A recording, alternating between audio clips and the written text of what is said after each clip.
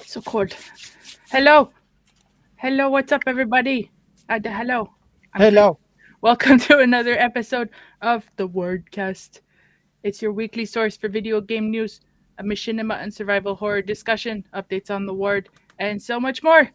I am your host today. Your host, uh, Jazz Rich. Where's my name there? Officially. There you go. Yay. Alongside Sean Cook. Hello. Hope I'm Hola. pointing right. Sheila Hill Ah, yeah. and Alex Trebek. I used Right. to be addicted to the hokey pokey, but then I turned myself around. That's the creepiest. Oh, I found the Wesco one. Wow. It's the creepiest hokey pokey thing I've ever heard. You have to put that to a Wesker animation. And he just starts like turning her around. How's everybody doing? Hello. Hello. Hello. I'm good. Good. How are you? Good. Good. Are you? Good. Yeah. Yeah. It's been a day. Yeah.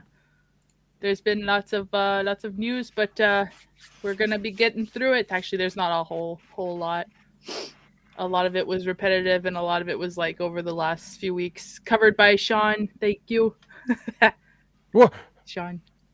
You did a good recap. So there hasn't been a whole lot going on in the news world, but we're gonna be covering what I could find. We're going to be talking today about stuff that's been going on in the Tomb Raider world, uh, mostly about the TV revival.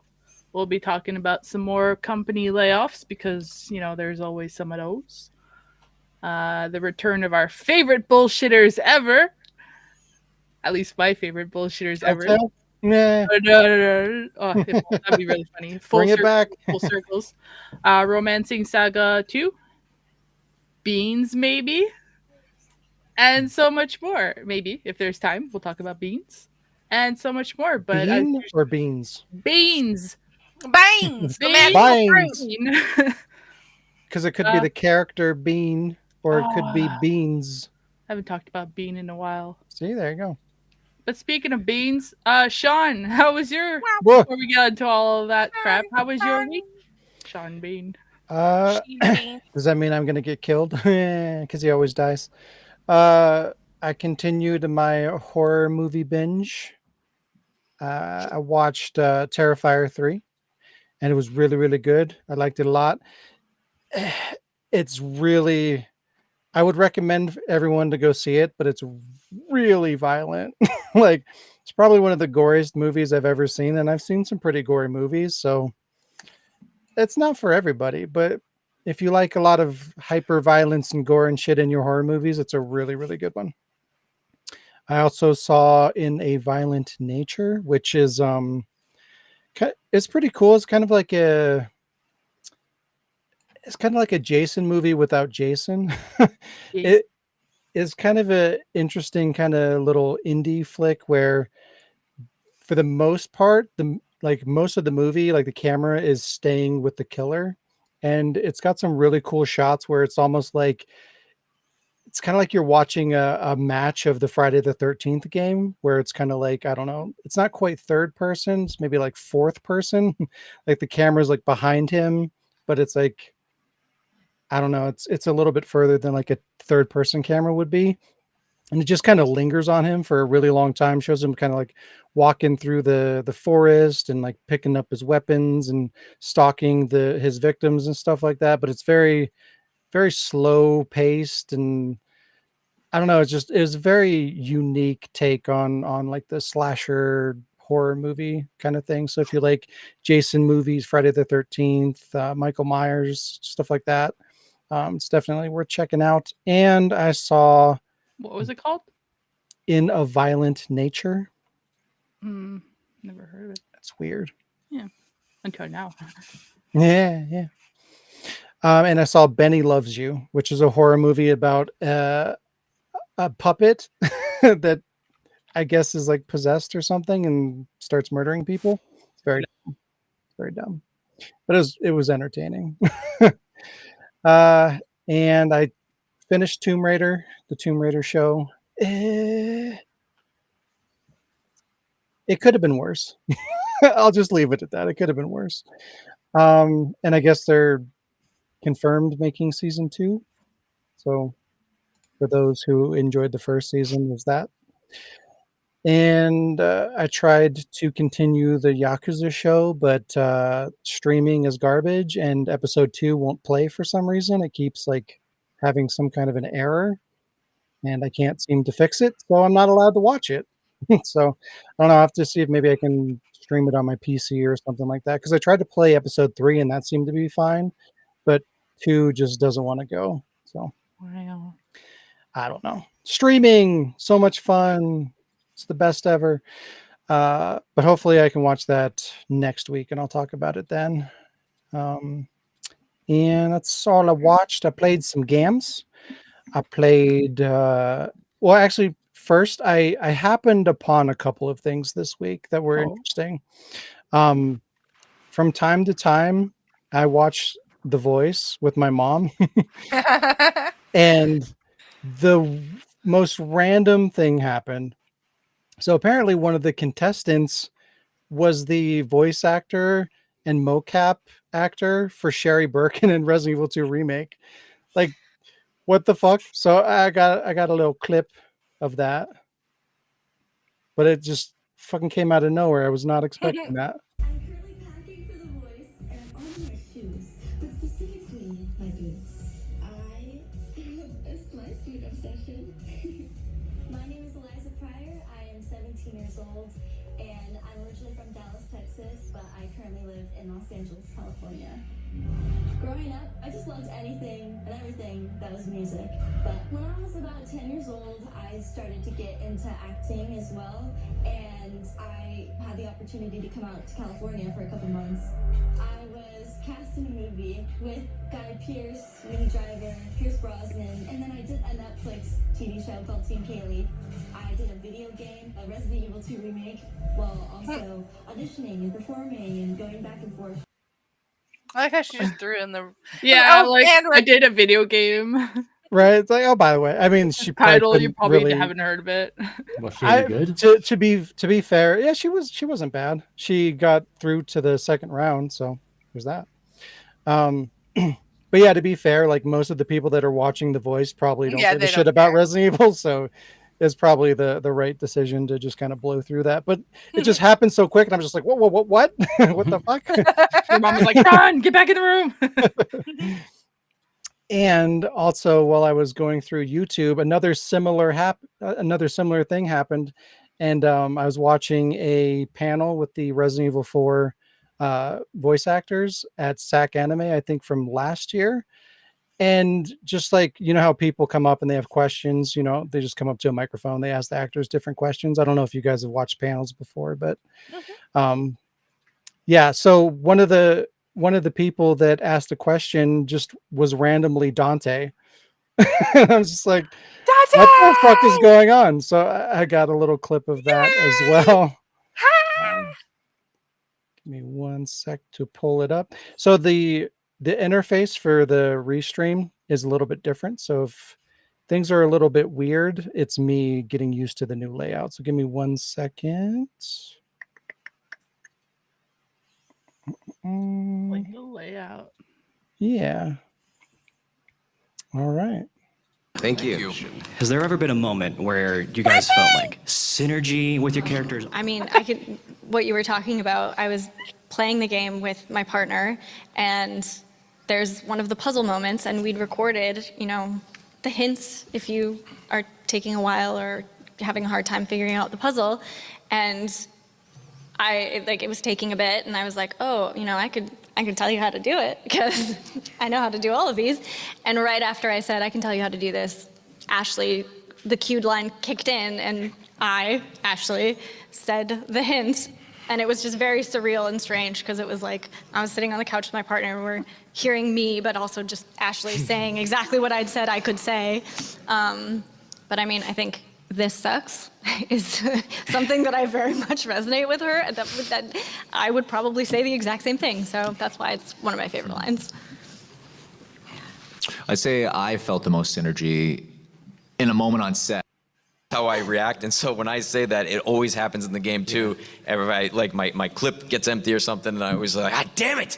And then my character goes, God damn it! It's kind of this happens. I'm not exaggerating. It happens all the time, and it's funny. I laugh.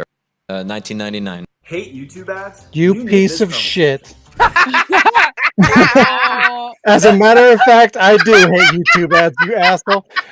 That was a really long segment. I was going to skip over to the other Dante part, but we got an ad. But I thought it was kind of fucked up that they cut him off. Like he is asking a question and they just cut like right into the answers. I'm like, wow, it's fucked up. But at the end they did compliment him and they said like he had a good voice and he'd be good for like radio or doing voice acting or something like that. So it was kind of a cool compliment for him. But yeah, just like had no idea that was going to happen. Just watching a YouTube video, it's like, oh, hi, Dante. He's so stylish. But yeah, that was my week in show and tell. I got this Catherine collector's edition.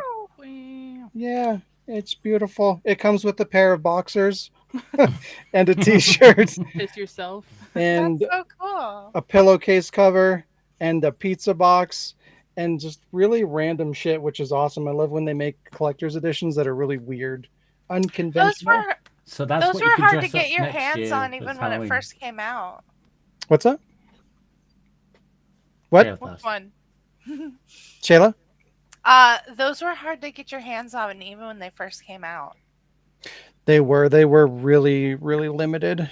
Mm-hmm. And I think I actually got mine after the fact. I think I got mine later, but I still only paid like $80 for it, I think, which isn't too bad. I think that's what it released as. And then I also got the re-release collector's edition. They did the HD version or whatever. Wow. Yeah.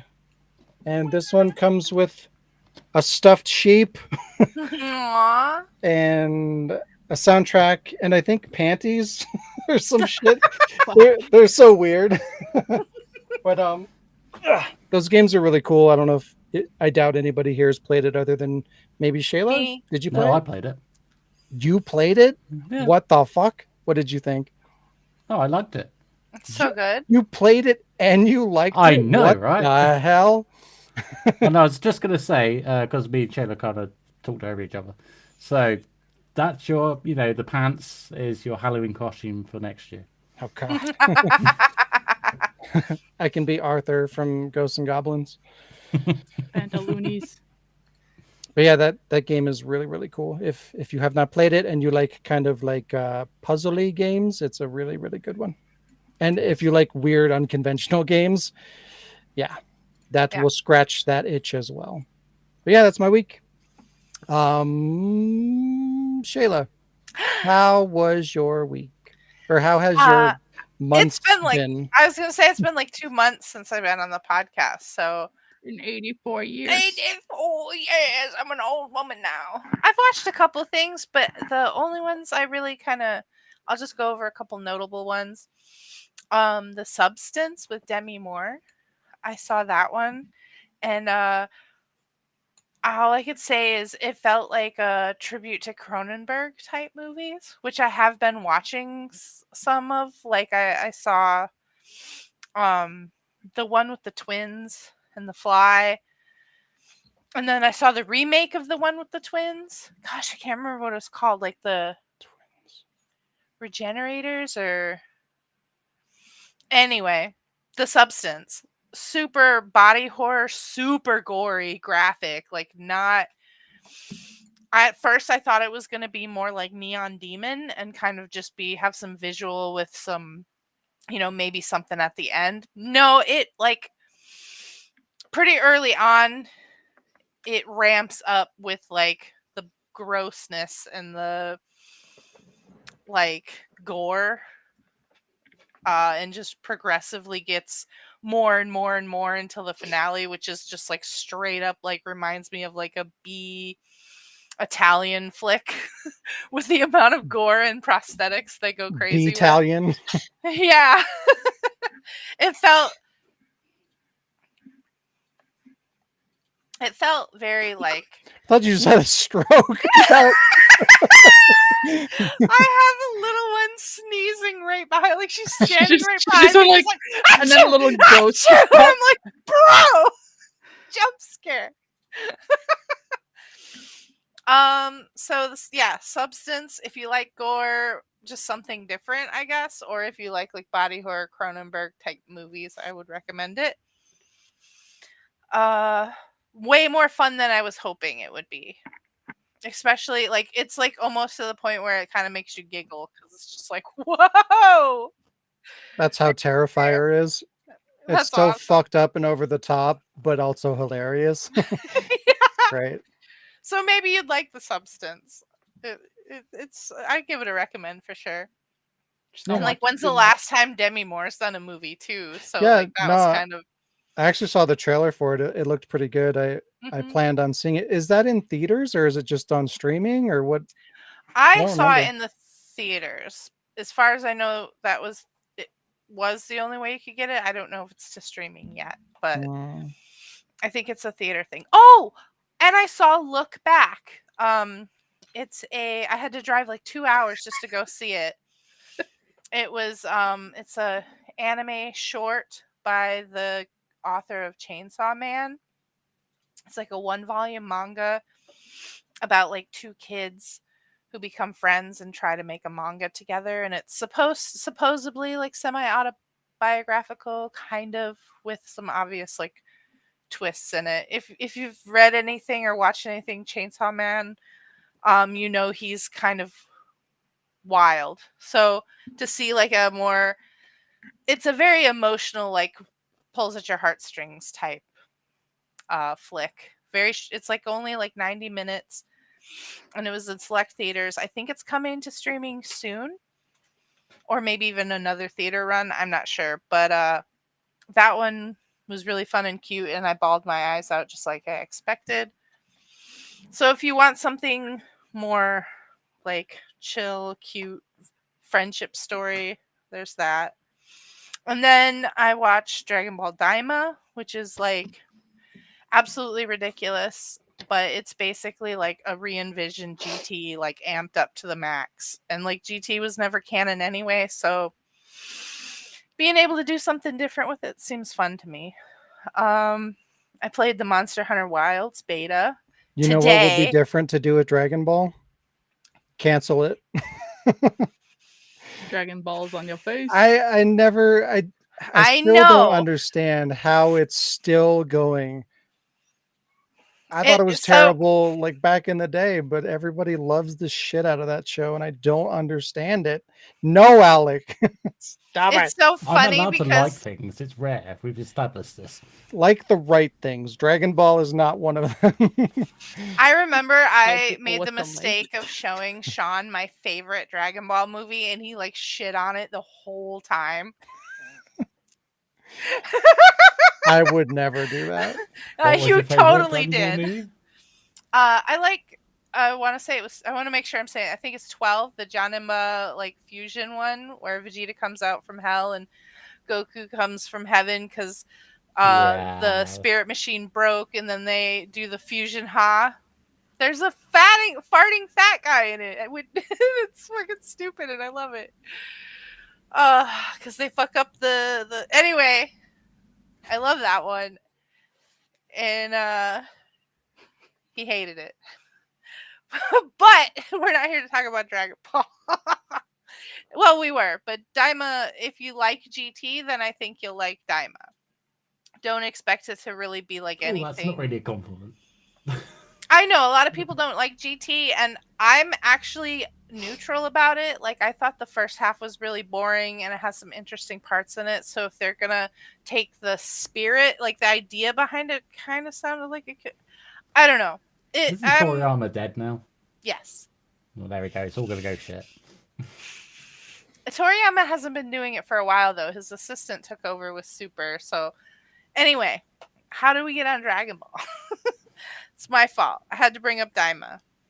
So I got the Castlevania Anonymous collection. I'm super excited to play Order of Ecclesia. Nikkei, happy anniversary. It's second year of Nikkei. Whole bunch of like free stuff and a cool Metroidvania game that's like within the game. So, and then like new meta characters and stuff. I played Diablo 2. I'm going to try to go through them quick. Diablo 2, or I mean, sorry, Diablo 4 expansion. Uh, they introduced Diablo Jesus, and he's awesome, and he has like a lion form, and the story was really fun, and I liked it. I wish it was a little bit longer because they left it on a cliffhanger. But otherwise, I enjoyed it. Probably more than most of the expansions so far, or not expansions, but seasons kind of stuff. Monster Hunter Wilds I played today. I like it. It feels like a sequel to Monster Hunter World, How which did you Rise play that did. today? So I don't have a PS5 like y'all, but the beta came on because like PlayStation 5 has had it since like Halloween, and now PC players have a chance to play the beta for Monster Hunter Wilds, Oh, and they it's didn't multiplayer. they So if didn't do it simultaneously? no, PlayStation 5 got an exclusive um what just like 3 or 4 days early before everybody else. Man. And as of this morning, you can download it and play the beta on PC How long? and Xbox, I believe. How long? So basically, it's like you get the first zone, and you can basically go through it. It gives you a little fake out where like you beat the first and you beat your first monster, and it's like thank you for playing, and I'm like oh that's it, and then they're like oh continue to play. Here's the first area, and you can just do what you want in it. No, I mean like how long is the beta? Oh, until the 4th, I believe. So 2 more Okay. days. Okay. Yeah, because I'm kind of irritated because I was going to play the beta and they only did it for 3 days. And when I Oh, went to play it, like I was a day late and I downloaded it. I booted it up and it's just like error, can't connect to the service. I'm like, what the fuck? So I looked it up and yeah, it was a 3-day beta. What the fuck? Why bother with oh, a so 3-day beta? What the fuck? Like, what kind of data can you get out of 3 days? Come on. Fuck off. See, I was like leaning towards indifferent on Monster Hunter Wilds as it was, and now the Mhm. fact that they fucked me over on the beta, now I just don't even give a shit at all. Wow. Fuck Capcom. Though I did, since I got to see the boot up screen, it did confirm that it is done in the RE engine. I don't know if you guys Yes, I did noticed, but notice like when they that. showed that trailer, I'm like, oh shit, this looks like it's in the RE engine, Yeah, and like I it is couldn't, indeed. like I tried to look it up and I found like no information about whether that was true or not. And yeah, sure as shit, they built it in the RE engine. So yeah, Oh, I was right. Get fucked. wow. Okay.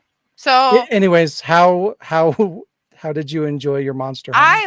I liked it. I my only small complaint is that I wish a little bit more of Rise could have been or some things about Rise could have been incorporated as far as the grappling, because it's definitely more like it feels like a direct sequel to World. So it almost feels as if they probably were just different teams working on it. Um, I but thought they as were far as completely different like experiences. Like, isn't Rise more like yeah, arcadey, or maybe not arcadey, but more like user friendly or something? it's just more. It's just faster. Hmm. It's just faster. Honestly, that was probably the biggest thing, and I liked the grapple. I've been playing a lot of First Descendant, so and their big thing is grapple. So to take the grapple, like to take that grapple away from me, especially because like Throne and Liberty also has a grapple in it. So I'm used to playing a lot of games where it's like a grapple is a staple. And so to have that taken away, I feel I'm like, oh, I want it back. I want this in every game. I want to be able to like, but Black Ada. the mount system is really cool. Like the way you can just like jump on your bird and it kind of just takes you to the next place. So those kind of, it makes the world feel a little smaller, weirdly enough. But I almost at sometimes thought world was a little too big. Like it would take a long time to get from point A to point B, where this gives you a little more like I don't know, the way you can just jump on the bird and it kind of goes where you need to go. Although I'm sad to see the dogs from Rise go away. It's more, you're riding more of like a chocobo type animal.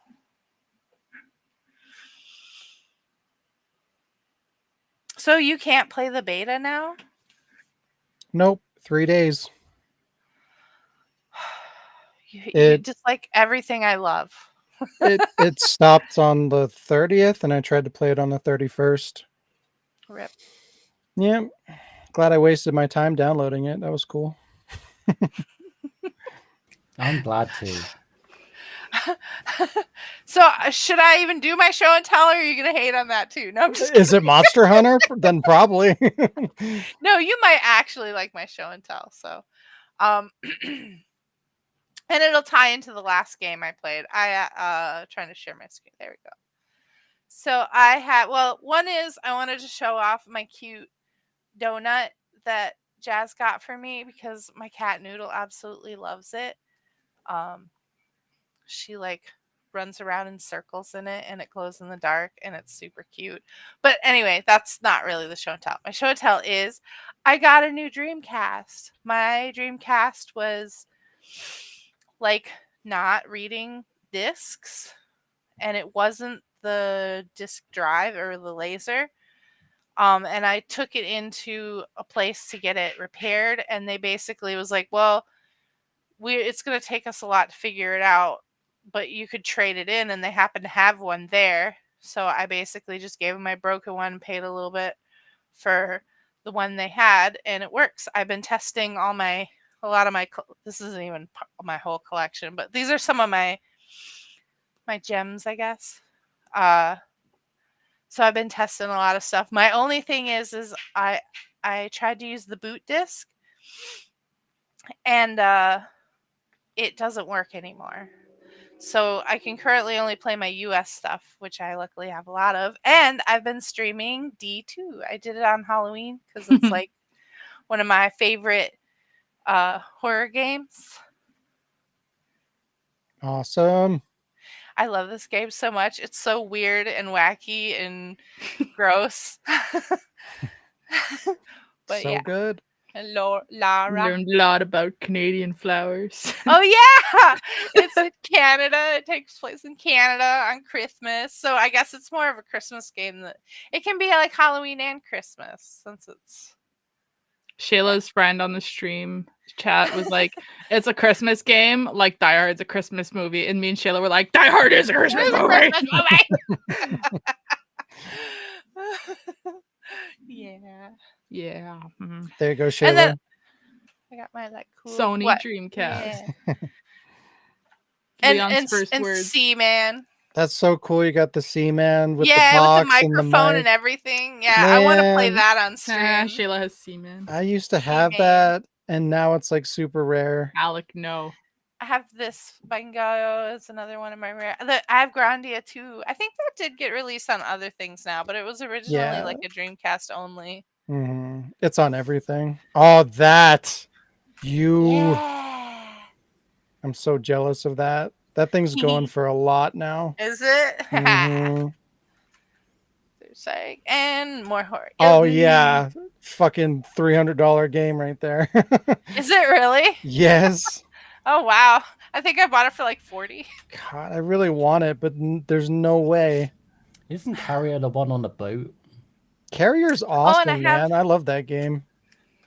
Yeah, I just started messing around with it, and it was like way better than I thought it was. Or You didn't play it until recently? Yeah, it's wow. actually on a pretty boat? good. I have like, it's still sealed. I guess we'll never know. That's pretty cool. Yeah, Right? I guess It's like 10. God, remember when it was only his 10th anniversary? What anniversary is it now? Like 400. Man, the Yeah. years really go fast.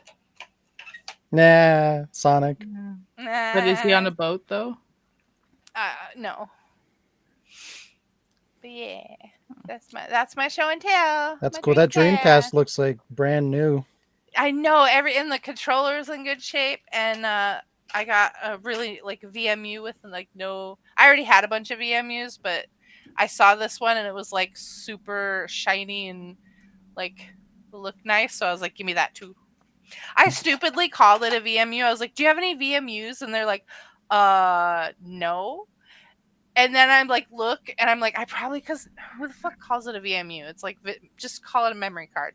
I And so I, mean, but so it's I look. not. It's more I than that. know, I know, I know. Like in my brain, that's what I said. So, but I don't blame the lady working the counter for not realizing it. And then I look down and I see like a bin with like behind the counter. I see a bin with a bunch of them in them. I'm like, is that a VMU right there? And she's like, oh my god, I'm sorry. Yes, we do have them. I just didn't. I was like, it's fine. I should have called it a memory card, but give me that. So yeah, Shayla, you should have been like you wanted my show and tell. It's the song I wrote. What? Yeah.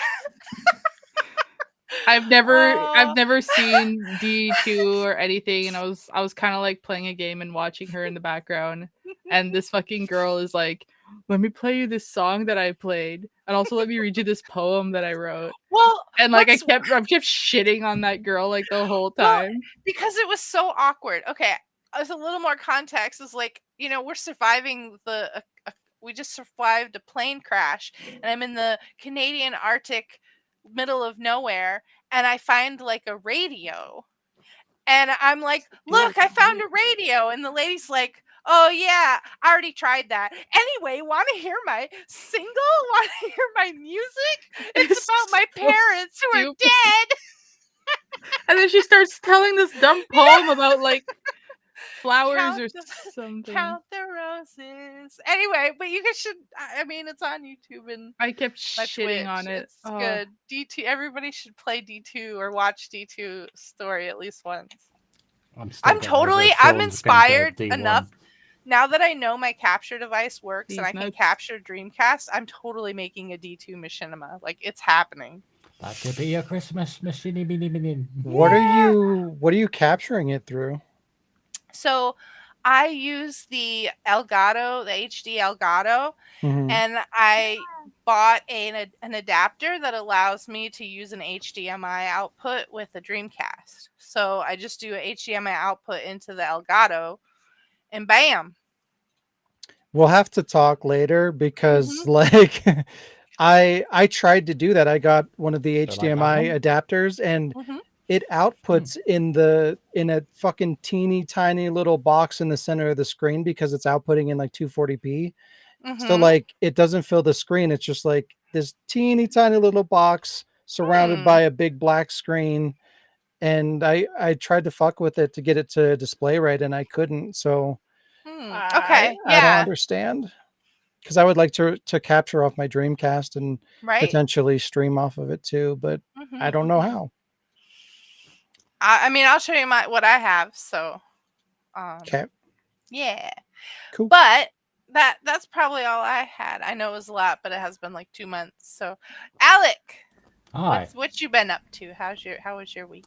Oh, you know what? It's been a long fucking week of fucking work and shit. So just like yeah.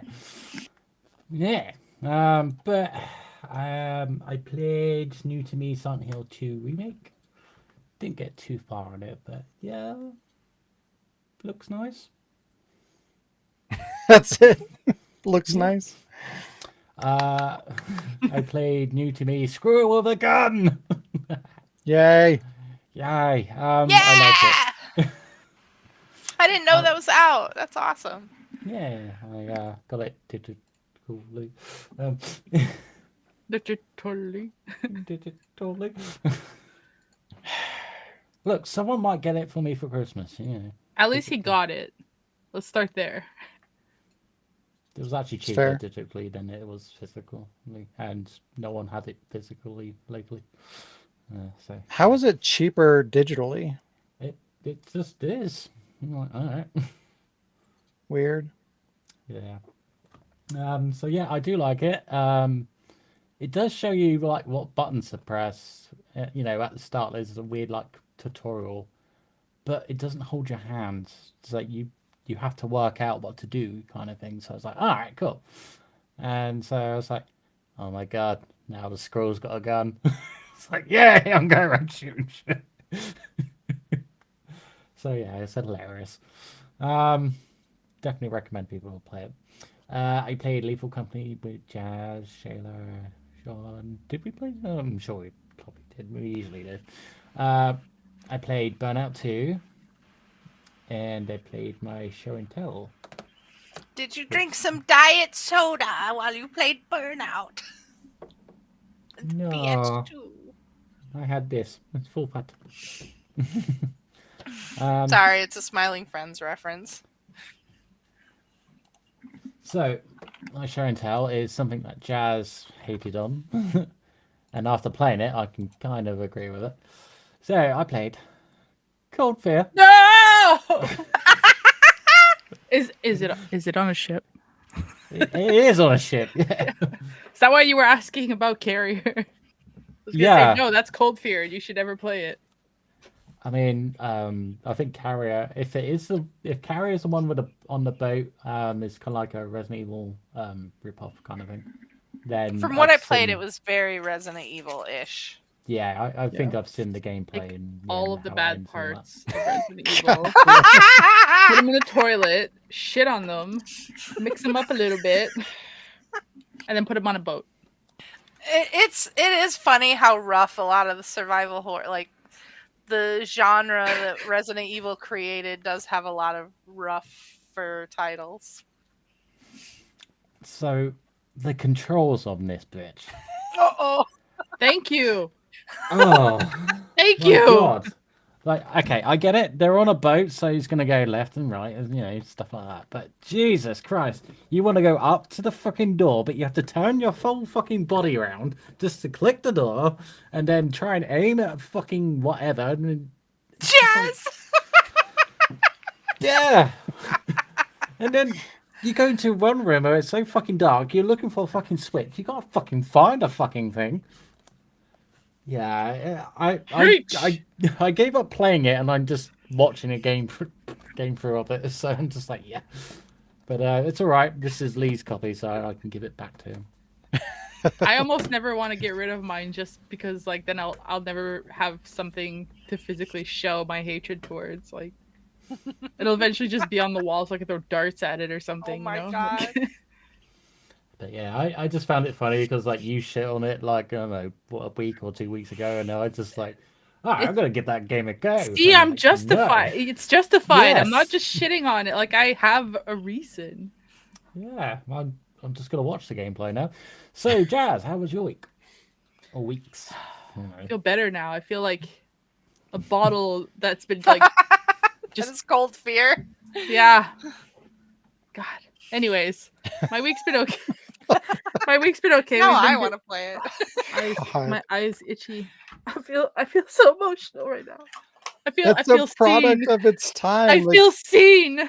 you don't like Resident Evil 4, and like it's basically a bargain bin Resident Evil 4. So like clearly you're not gonna like it. But the But controls of Resident Evil 4 are better. well, that's what I'm saying though. Like it's hard to compare it because not only are they better, like at that time, Resident Evil 4 was like molding the industry with how that game played. So it was like a big deal.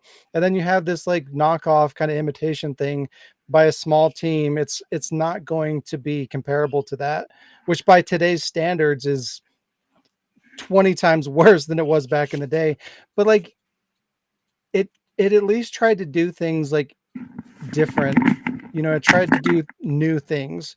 Like it tried to do things that like modern games on a boat today that come out don't do things that game was trying to do. Like it didn't do them very well, but like it tried to like have the ship kind of be like a force that you have to work against. Like it's moving and like you have to fight your way through the ship and stuff like that. Like it's a really interesting idea that it tried to pull off. And maybe it didn't do it the best. Like, I'm not saying it's the No. greatest game ever. Like but at least, like, again, at that time in gaming, like, it's not nearly as bad as somebody playing it for the first time today.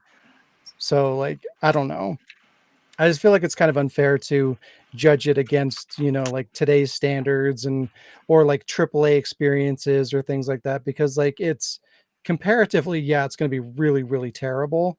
But again, at that point in time, given, the situation, it was trying to do something interesting. And, I appreciate And it when failed. developers are trying to do that. Yeah, it did fail, but I still. appreciate Sean being kind and passionate about something he likes. We flipped. I mean, I don't even, it's not like I love the game or anything like that. It's a mid game at best, but I appreciate what it tried to do. That's all. So I'll change up my. It's not like every bad part of Resident Evil. How about this? It's like Resident Evil 4 on the Wii had a baby with Martian Gothic, put it up for adoption, and then Telltale in its worst days took it and took a then dump ground on it up it. into the toilet. And then tried to make their own version of it. My week was great. Well, I'm immediately dropping this, but Martian Gothic gave me that same feeling. Anyways, work was kind of busy. The week started with going into the office, which was it's always fun to see the team. But it was warm because we apparently had record-breaking heat for Halloween week here. So Welcome to Canada. well, in Canada, you never know. Is it going to snow or are you going to be wearing shorts on Halloween? We don't know. Now it's freezing though. We hit November and it's like, yeah, cold. Just kidding. And then Tuesday I got all of my new certificates for my official new name change. So I've been spending the rest of the week on the phone with companies like credit cards and shit to try to deal with that, which is a bigger process than actually trying to get the name changed itself. So, oh wow, yeah. Congratulations. Yeah, I'm rich, but I'm poor. I'm rich, bitch. I'm rich, but my bank account is empty. Lee, you can have your copy back. He wants another copy. I think he's no, trying you to can have this one. I think he's trying to do like this. He's gonna build a throne of cold fear. But as soon as you sit on it, you'll be cold and afraid. And then yeah, so that's an ongoing thing now. I feel like the whole bunch of stuff happened this week, but that pretty much like tunnel visioned me. Sean, you smile. What? I don't know. No. No. I'm gonna go play Cold Fear. That's unfortunate. Oh, how the turns have tabled. How the turntables have tided. I watched some stuff. I also watched some horror movies during the week. I tried to watch one every day because it was like Halloween week, so Halloween. But of course, we've had some network. Sorry, my breathing, my chest hurts. We've had some interruptions in the network, like on the daily. So streaming was kind of shitty. But I watched. I forget most of the titles. I remember the ones I watched on Halloween itself. I watched one called Spirit Halloween, the movie, where these kids like they're trying to do something spooky, so they like stay in the Spirit Halloween like store overnight. And then like there's a spirit of a ghost that like keeps like trying to get them because it wants a body so it can get out, and it keeps like possessing like the decorations. And it was kind of like, it was really campy. It was kind of like Goosebumps levels. It's cute. Yeah, it was like, it was weird, but it was okay. And then I watched it like auto played Friday the 13th, so I just watched Friday the I'll just watch 13th. this then. But now I'm like, I don't like sex scenes in movies, and I don't think they have a place in movies. Like honestly, I'm like, there's no reason for them to be there. But when we watched Friday the 13th, Sean, like on Friday the 13th at one time, I think we watched like two of them as far as we got. Um, I remember like the Kevin Bacon sex scene thingy. I remember like him going to take a shower or him getting up or something after. Like, doesn't he? I don't know. Anyways, I feel like Like naked or yeah, like don't you see his ass or something? Like he gets up and you see him like walk up and he's just walking around naked in the cabin before he goes back in the bed and starts smoking a joint. I don't remember that. I don't know. I don't think I so. feel like Prime really or Shudder. I don't remember where I watched it. Anyways, I feel like they cut some of it because like she gets up and she's like, "I'm gonna go piss," and he's like, "Okay," and then he just like like lights a joint and then like the knife just comes like through the pillow and like stabs him in the neck, Mhm. and then like it just cuts, like it just stops that scene. Oh Like there's no wow. like bleeding out or anything. It just goes like "Wha," and then it's like "Bleh." And what was this on? I think Shudder. Really? That's like what they do. They do horror movies I and they're know. censoring shit. The fuck? I know it was like they'll show you the blood, but then I watched like a whole movie where like people's faces were melting off and that I and mean, they didn't cut that. So. did you see boobies at all? Yes. But they cut a butt? Oh no, you saw butts. I'm pretty sure you saw butts and boobs, but you didn't see like people like choking on their blood. Oh, okay. I'm like, I don't want to see the butts and the boobs. I want to see the choking on the blood. And I'm like, it's a horror movie. Yeah. Come on. But that's not the point. Like, I feel like they cut the movie, like they made it shorter or something. And I'm like, if you're gonna put a movie on a platform, put the whole movie. Yeah, that's weird. I don't know. Yeah, and or I'm remembering the movie wrong, but it's weird. No, because like that particular scene, like the camera lingers on it for a while as the blood just like oozes out. Yeah, that's what I thought too. It was Yeah. really, really short. It was just like, "Pleh," and then like it went to the girl in the shower. That's weird. Yeah. So I watched that. And then I ended up getting busy, so I didn't get to watch a lot of movies. I did play some games. New to me, I played Sons of the Forest for the first time. Oh yeah! A little bit with Shayla, but I did more of it on my own. I figured out how to build stuff. Honestly, I could say that I prefer the second one. One, they put a whole lot more attention to details. They give you a lot more like building, like you don't have to always open up your guide to build stuff. Like you can just like if you have logs, you could just like put the logs down like where you want them and then like link logs together to make the frame of your house or whatever. And if your log is up and you want it to be like shorter, you can just like cut it and get like half logs or quarter logs. Like it's really more not inclusive, but it's really more like immersive. The fucking bad guys are next level crackheads, to say the least. I haven't seen the weather yet, Sean, so I can't give you what it is on that. But the views are really pretty, the details are really pretty, and I think just generally like it's really really cool. I just what I don't like is the lighter because it's just like a little black light that you're walking around with. But yeah, you guys should get it if it goes on sale or if it's still on sale or if it goes on a better sale or whatever. And then I think we can play more than two people. Yeah, we can play more than two people, obviously.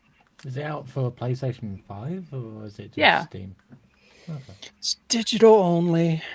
But yeah, when it goes on a good sale, I'd like to pick it up. It looks really good. I mean, it's Black Friday month, so it might be on the sale now.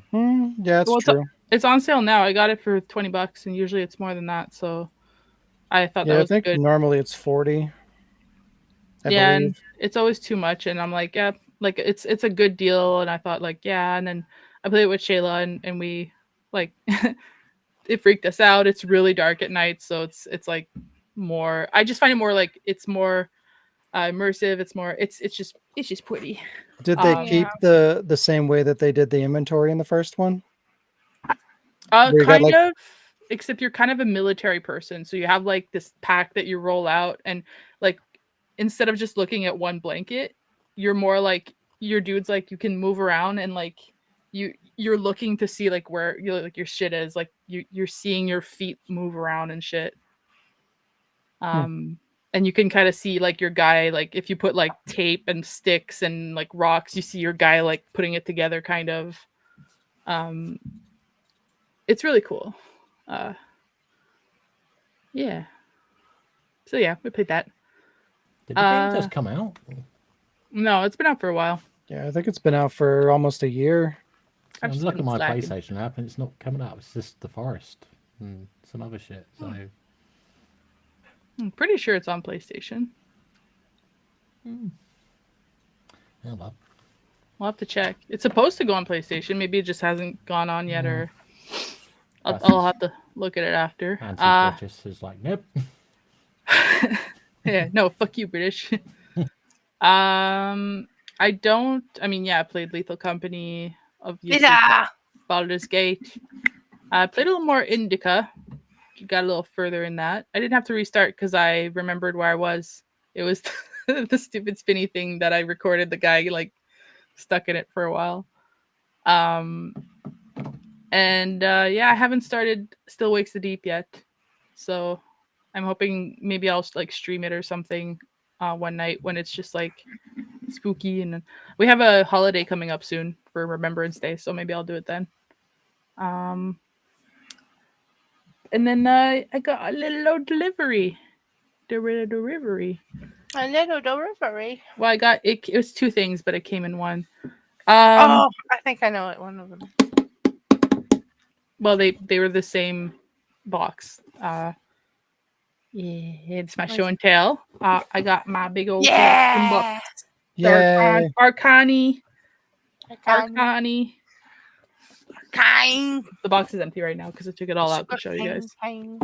It's really cool because it opens like a little bit differently than other boxes, Oh, I like That's that cool. type. so I can't lose the top or whatever. And it smells like, we haven't figured it out, but it almost smells like new shoes. How could you open it? I had to get things out. How dare you? I have to get things out. I don't want to get it out, but like in here, there's like all these like kind of postcards that look like they're all like drawn by Jinx. So they're all just like these doodles of like kid doodles. It has a map of Piltover that's like a material, kind of like a material like this. I Cloth? don't remember. Yeah, well, it's yeah, kind of like cloth, not parchment, but Fancy like claw. fancy cloth. And of course, it has the movies in it, which has its own little box, which is really cool. Got the discs too, except it does that thing where it like piles discs. That's weird. I Why hate is there that. so many discs? It has a lot of bonus features. That's cool. Wasn't Or it it's got like one episode on- 6 episodes or Got something one like that? episode on each Or disc. 9? It has a lot of bonus I feature. think it's 12 episodes, isn't it? So it's like 2 episodes per disc. But they're 30-minute episodes. Like, what the fuck? Yeah, it's got a lot of bonus features included, and it's got like, that's the back. Fucking 40 hours of bonus features. I don't know, maybe. Which would be how cool. I drew. Yeah, that would one be of the cool. What the characters. hell? Yeah. Maybe. And then the main reason I got it, of course, this box, which I already There a took. dick in there? Oh my god. Wow, it's a dick in the box. Oh Which I my already took it God. out of the box. So Of course, I was Ooh. right. it is gigantic and very heavy. It has its own little bag. And look how pretty they are. Ooh, that's cool. The coolest thing, Is and the one at the top different than the other ones? yeah, so it has like a giant, like a bigger metal D20. And then it has like a full set, one of each. So it has like another D20 and then like one of each. And they all That's have like super a different like icon for the 20. It's so perfect for you.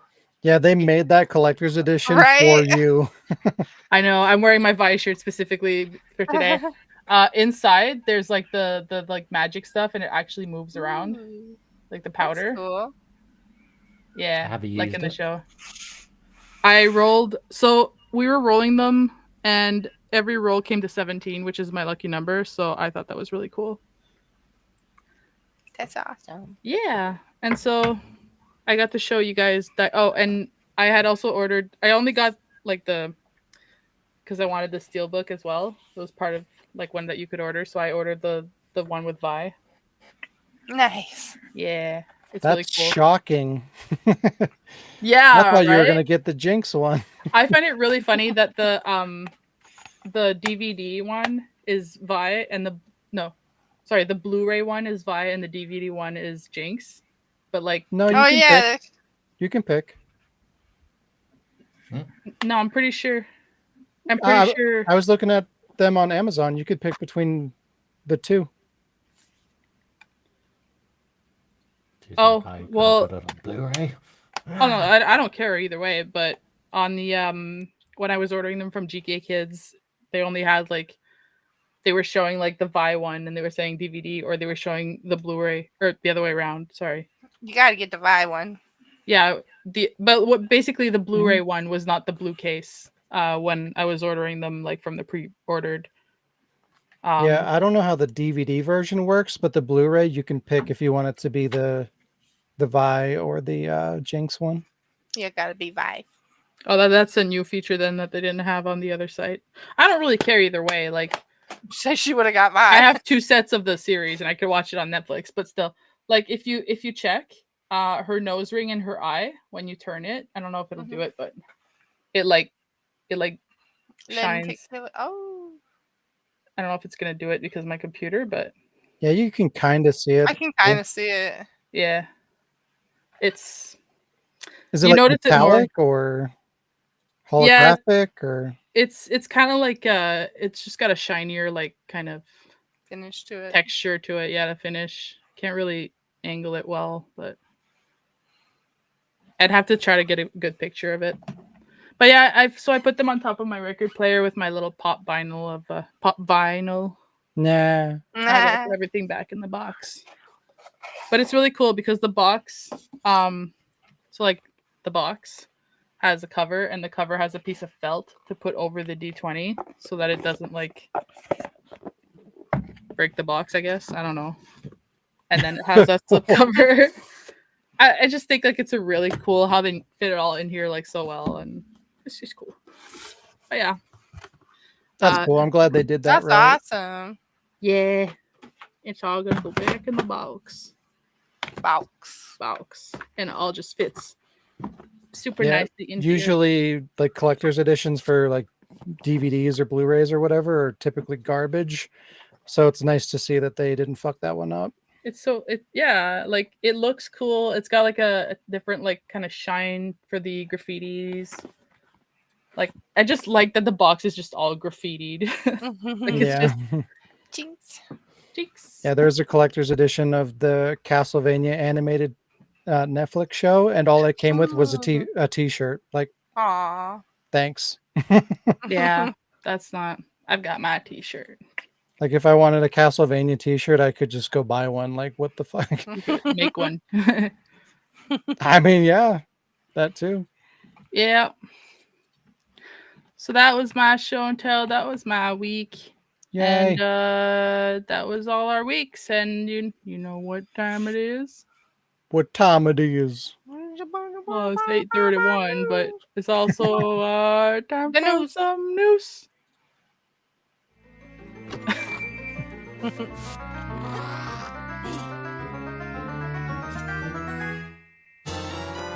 Yes. I'm usually muted. I was like, oh, I'm gonna try it this time. We got 7, potentially 6 news things today. One might vanish into the darkness. One might not see the light of day. Okay, dokie. All right. So, The Bloober, I keep wanting to say blooper. The Bloober team has apparently done a really good job with the not Resident Evil 2, Silent 2 Hill. Silent 2 Hill. Here we are. Here we go again. My Jesus. Silent Hill 2 remake to make it terrifying that its players has succeeded in terrifying its players, as was highlighted by an experience shared by a player. I think I'm gonna have a stroke. Don't do that. That was one sentence. No. That was literally one sentence. Reddit user, now it's all one word, so bear with me. Stewie with Theek? Or with the AK. Stewie with the AK. There we go. Took to the site to share their embarrassing experience of having cops called on them at their house because of the screams that they were releasing while playing the game. Apparently, as the player was dealing with the abstract daddy boss fight, I'm guessing people who know Silent Hill know what that is. Yeah. While wearing headphones, which we all know can amplify the horror experience of a game, the ambience, and in this case, the sound design and as well as Akira Tamaoka's soundtrack. The Redditor described being alarmed and pulled out of the horror experience when the cops started banging or knocking on the door. The police said that the neighbor had reported screaming, and they were checking in on the player to see if they were okay. Thankfully, in this case, the police were understanding about the situation once it was explained that Stewie with the AK was simply reacting while playing a scary video game. This isn't the first time that the cops get called on somebody playing video games, either misunderstanding while someone's playing a game loudly or a stupid swatting prank. So obviously it's not going to be the last time, but I thought that was really funny. And I guess it says something to how scary the game is, or how chicken for the player I love was. that image. Sean found the cop for me. The headphones actually turned out well.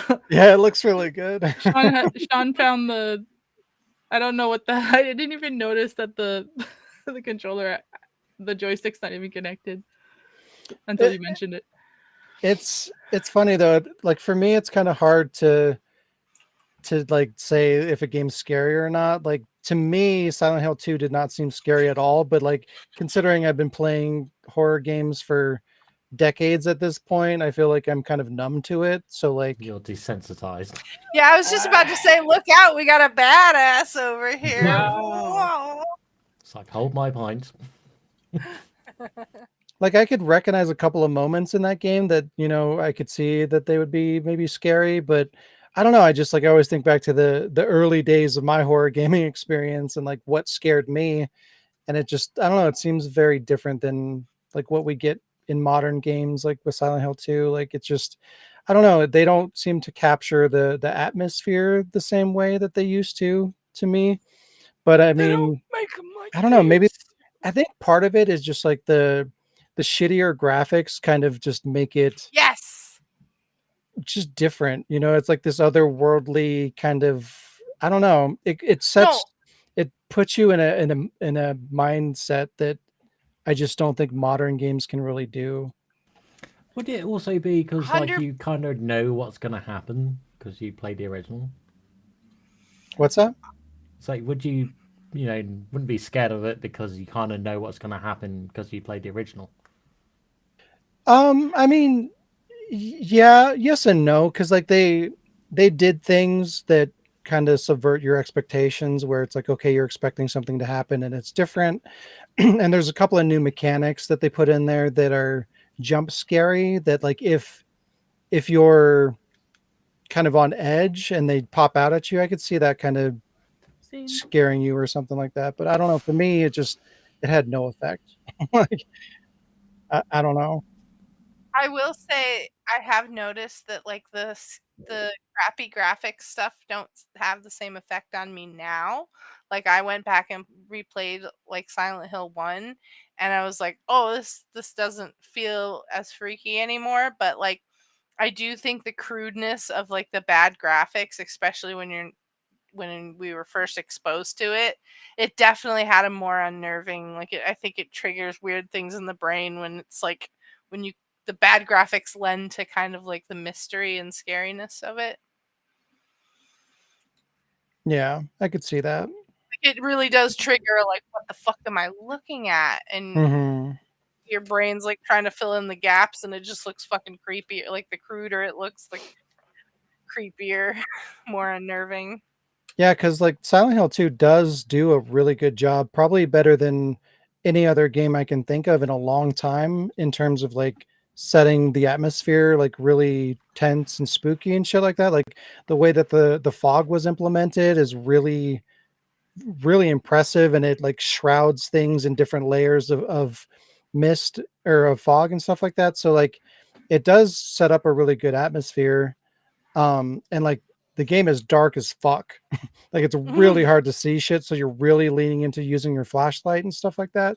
So there are things that set the tone, but again, it just like it's just different. Maybe for like a younger audience that doesn't have like anything to reference to compare it to, like maybe I don't know, maybe it's a little bit different. I don't know. I want to play it. I want to play the remake really bad. It's really good.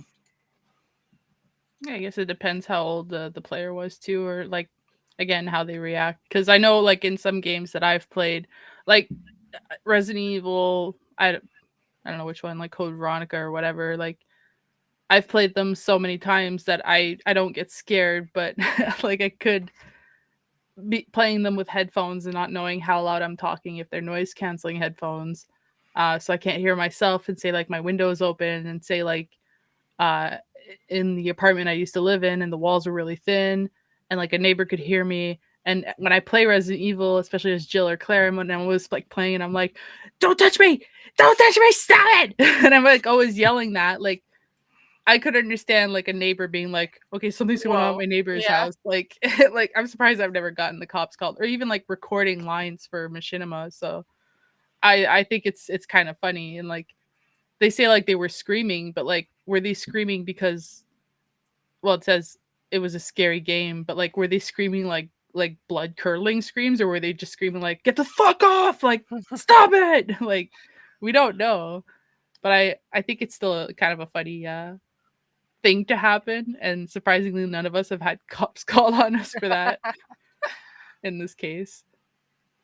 um it's There's good to still hear though time. that like Silent Hill Doing good.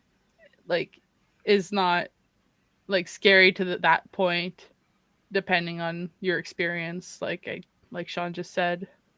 Like for somebody new coming into it, you don't know what to expect, you don't have the comparison, and like I think I'd probably shit myself, but Yeah, I've seen like compilation videos of like people playing Resident Evil 7 and a couple other games where it's like people are like jumping out of their chair and screaming and stuff like that. So like clearly there's a Or- separation there, you know, where like probably my experiences, you know, in kind of the whole thing, like my experience with video games in general, experience with horror games, horror in general, just all of it, you know, I feel like I'm probably just kind of numb to it, but it's good to know that it is affecting people like newer players. What? I sorry, it was like kind of unrelated. Oh, My bad. you're good. I was gonna ask you guys if you saw that Resident Evil ad that like the official Capcom like YouTube uploaded. It had like a dude like screaming, and anyway, it was very odd. Like it's literal. It's kind of bizarre. And if you look at the comments, it not only disses OG Resident Evil really like subtly. It I think it triggered a bunch of fans because like the comments are just like Resident Evil fans shitting on how crappy Resident Evil is now.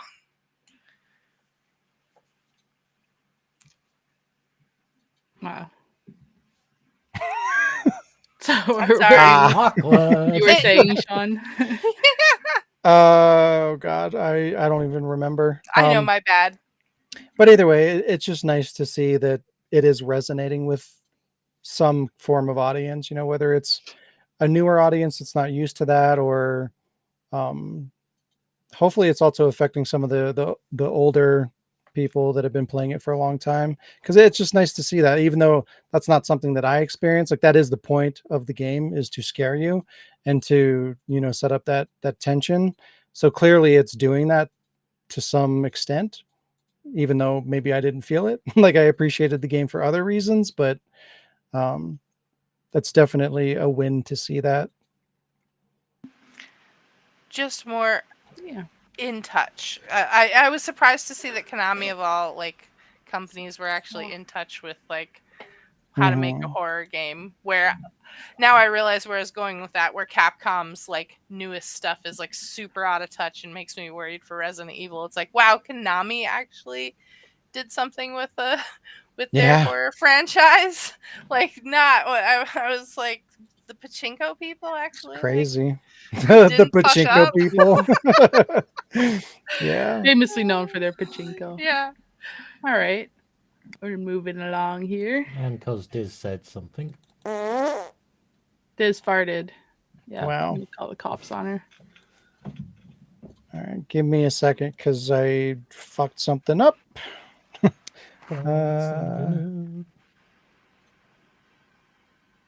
That's weird. I don't really know how this works. Anyways, there you go. All right. So this is probably gonna resonate a little bit more with Sean and most likely Shayla, because I know Alec. I know Alec. You don't play JRPGs, and I depends, but I have not played this particular one. But anyways, Romancing Saga 2, a JRPG from originally 1993, is actually doing pretty good. It's had a remake. The before a little bit of a background here. Sorry, the cat's been in and out, and there's dust everywhere. So before the Final Fantasy and Square Enix developers fused together to become Square Enix, the series creator Square, as they were at the time, also brought another essential JRPG series, the most popular of which was 1993 Romancing Saga 2. I don't know why they put it capital G on Saga, but whatever. The game was fundamental. Gotta breathe.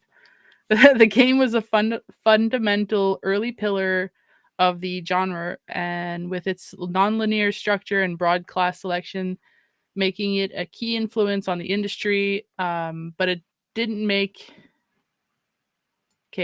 half the word. It didn't make it to a worldwide launch until 2016. So back in 2018, the game wasn't even given enough credit for helping.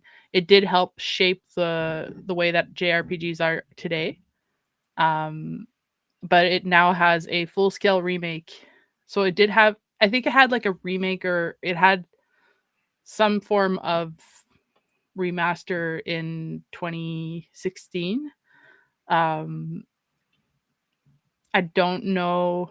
I couldn't find like much comparison because I don't really know. The new one just came out October 24th, so there isn't much like screenshots and stuff that I could find that like I didn't have much time to put some stuff together for it, but it did come out on October 24th. It has a full-scale remake, so about how many years now? 1993 to that's what, 31 years. Math, Alec, you're my math guy.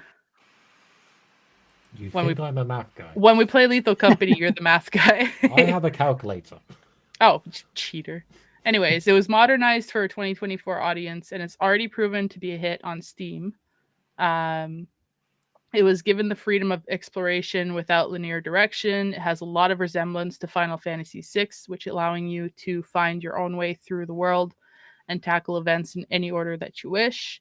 Even now, in its remastered form, Romancing Saga 2 doesn't mess around. The beautiful, apparently, beautiful new designs and flashy animations. Now, I know the pictures I have are a little bit fuzzy, but the beautiful and redesigns, lost my part. Where was I? I'm sorry. Flashy animations bring it in line with games such as the modern I swear I'm having this stroke. Why does this Don't not do happen it. to you? Games like the modern day Dragon Quest games. But if you select the classic difficulty setting when you're playing the remake, uh, you will be presented with the brutal, quote unquote, brutal but satisfying challenge of the original 1993 version. But if that sounds too hard, there's always the easy and normal options. So you can try the remake for, they say that the 2024 audience. So I'm going to put it the way that Sean might put it. They have baby mode. And then they have, Mhm. if you want to play the games the way that people used to play the games, they have the classic mode. Um, so challenge yourself. Uh, the remake. What? Oh, sorry. No, go Go ahead. ahead. No, it's okay. I was I, choking at the perfect time. I was just gonna say it's one of those games that I've really wanted to play because it's supposedly like the reason why a lot of the games that I do like, this was like a it was a became before all of those and influenced a lot of those. Yeah, it did. It influenced a lot of JRPGs, and it didn't get the credit for a lot of that. And now that it's coming back to light, it's kind of like a lot. Well, a lot of the people who are playing it lately are figuring out like, hey, this is a lot like this. Hey, this is a lot like Final Fantasy VI. So it's getting a little bit more of the credit that it should have had way back when. Um, but yeah, a little bit more on the remake here. The remake offers an upgraded battle system with additional strategic options, way more ways to grow your party members, and a key highlight from the original. There's more than 30 classes and weapons with which your squad grows more proficient in using after every fight, and there's plenty of room for experimentation. If you mess up, your characters can die permanently, and even early on in the game, your decisions have real impact on the world. So if you have to be careful, so you have to be careful at times. If your chosen emperor falls, now this is for anybody who's played the game. If your emperor falls, you'll just have to elect a new heir. I don't know what that. I guess you have an emperor in this game. But just that made me think a little bit of Baldur's Gate, like with the permadeath, you have to your Yeah. decisions affect the world, so you have to be careful. Jahira. Jahira. Having just launched on Steam, the Romancing Saga 2 remake is already making a huge splash. On day one, it peaked at 11,531 players. This was on October 24th, so that was a couple weeks ago. As of today, it's sold over 1 million units worldwide. It has an overwhelmingly positive review status. The game is priced at $49.99 US, and I believe it was $44.99 UK monies. Yeah, whatever the weight of that is. eh. Pounds. And you apparently don't need to have played the first one to understand this one. The game's also available on PS4, PS5, and Nintendo Switch. And yes, it does have a physical copy. Nice. Yay! Shocking. Yay. Ending that on a good note for Sean. That's why I put that image there. And they're like, hey, look at this, Sean. So is it a strategy RPG? It kind of seems like I kind of like looked at a few screenshots. It kind of looks like it looks like a Final Fantasy type game. I didn't look at how the combat plays, but it just looks like one of those Final Fantasies and a little bit Baldur's Gate where like you have an open world type exploration. I'm not sure if it's turn based. I'm just really curious because like for like a strategy RPG, like it's pretty typical for permadeath to be there. But I don't think I've ever seen like a traditional kind of turn-based RPG that has permadeath. So that's really interesting. So it's according to Steam, it's JRPG, tactical RPG, party-based RPG. Yeah, that makes sense. Yeah. You'll have to buy it, Sean, and then play it like 10 years later. Though that could have been the first franchise that actually implemented that, because I can't think of anything in that generation. This would have been what, Super Super Nintendo? Nintendo.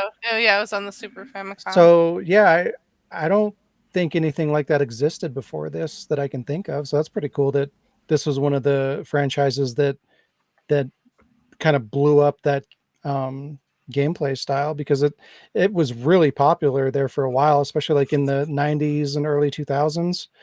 So that's pretty cool. I thought it Yeah. was like games like Final Fantasy Tactics that really created that, but I guess not. Yeah, that's why like it's see I had heard this title, and it's possible I had heard it from one of my old roommates because he was big on our JRPGs too. But I'd never really like heard much or looked more into it. Hang on, Satan, I'll let you in a sec. Or no, But if you I think the first game that I ever heard of that was like that was Tactics Ogre. So But this I think is way before that. So I could be wrong. I actually would have to look this up. But I think for me, I swear I could be wrong, but I think they did a remake on the PlayStation 2.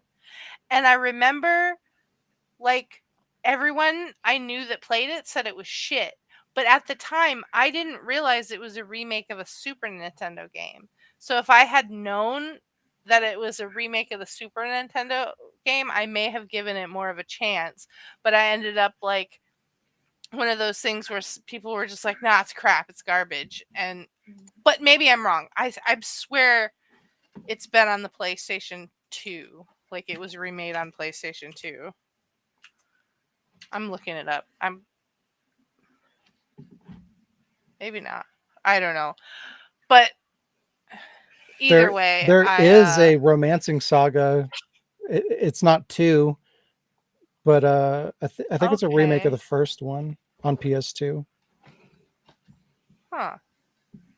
Well, either way, it's one of those things. By the time I heard about it, someone said it wasn't good, and now I'm realizing that it probably was just fine. It's just like if you're, in the era of PlayStation 2 playing a Super Nintendo game, you might not be as impressed, like because people are just dumb like that. Yeah, that one's like a full-blown like 3D game. Oh, weird. I don't know then. Huh. Yeah, this is Yeah. a full 3D remake. That's cool. Oh, that's 3D as well? That's cool. Wait, what the fuck? So I thought it was 2D initially, right? Yeah. That's pretty cool. There is a demo on Steam that you can you can try before buying it, obviously, so that if people are interested. That's weird. I'll have to look into this because like the screenshots that they're showing, it looks like Final Fantasy. It looks like it's a turn-based regular JRPG, not a tactics RPG. Yeah, I Huh. think it is more turn-based, like Final Fantasy style. But like that's crazy. Is there another game like that that has permadeath? I don't think I've ever seen that Not like before. Final Fantasy style, I don't think. Because they always end up being more tactics style that Right. have the permadeath, like Fire Emblem and Crazy. Oh, maybe Final I'm Fantasy confusing Tactics. Fire Emblem. My roommate used to play Fire Emblem a lot, I think. Maybe that's what I'm thinking about. But it's definitely the kind of games that he would have played. Well, then Yeah, let it's me cool. be one of I'm those curious enough people to that- check it out now. But there's a Maybe lot of do. games in the collections, so yeah. Sorry, Alec. What? Like the remake. I was gonna say, like, let me be one of those people that shits on it without even playing the game. So it's shit. Well, I mean, you're due for shitting on a game. You've been I pretty know. positive tonight. Yeah. it would be a game that I would play. It's just the combat. Like if it's like I'm not usually big on turn-based or not turn-based, but like Final Fantasy style. So I don't know, but yeah, I wanted to bring that up because it's not often that you have a remake of a game that one is like 30 years in the making or 30 years later and has like such a huge like number of players day one. I thought it was some good news for once for a game. Yeah, that's a really good launch for a remake of a fucking old turn-based SNES game. Yeah, 11,500. Yeah. Yeah, that's good. All right. We'll move on to number 3. See, I thought I had this all like prepped and ready to go, but no. Well, fortunately for you, there's only 3 pictures to have ready. Not so fortunately for me. Oh, Oh, I might crash. Shit. Ooh, that's Hopefully usually my not. job. didn't know you were flying a plane. Oh Shouldn't podcast and drive. man, I hope this doesn't crash. Don't fucking crash. Do it, do it, Do do it. do one of the ones that you don't have an image for. Okay. All right. So, Shit. and here we go again with another stupid, another another studio. I don't know why I wrote stupid. Stupid Another studio. stupid. Another studio getting hit with layoffs due to its big title not doing as well as anticipated. The developer Inflection Games is severely downsizing. Although there's no word on how many people have lost their jobs, the studio is shutting down its UK-based office. Yeah, fuck off. Wow, its survivally slash crafting world open world game Nightingale isn't making enough money to keep the studio afloat as is.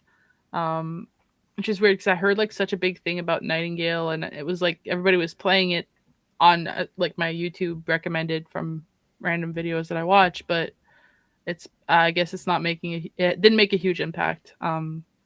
BioWare veteran and Inflection Games CEO Aaron Flynn announced the sad news via social media, where he explained that the past few weeks have been incredibly challenging. The former Dragon Age and Mass Effect developer previously opened up about the game's troubles, financial and otherwise, but it seems things went from bad to worse since then. The announcement post from Flynn, CEO, reads as follows. It's a bit of a long quote here, but I mean, it was like it wasn't like, hey, everybody get the fuck out. It wasn't a telltale goodbye. But yeah, quote, he said, like many other studios over the past few years, we have been hit by the stark realities of the industries. Whenever I hear that, I just think Stark Industries. It makes me laugh a little bit. And after exploring every possible option, we've had to make the difficult decision to let go of some of our remarkable and talented team members.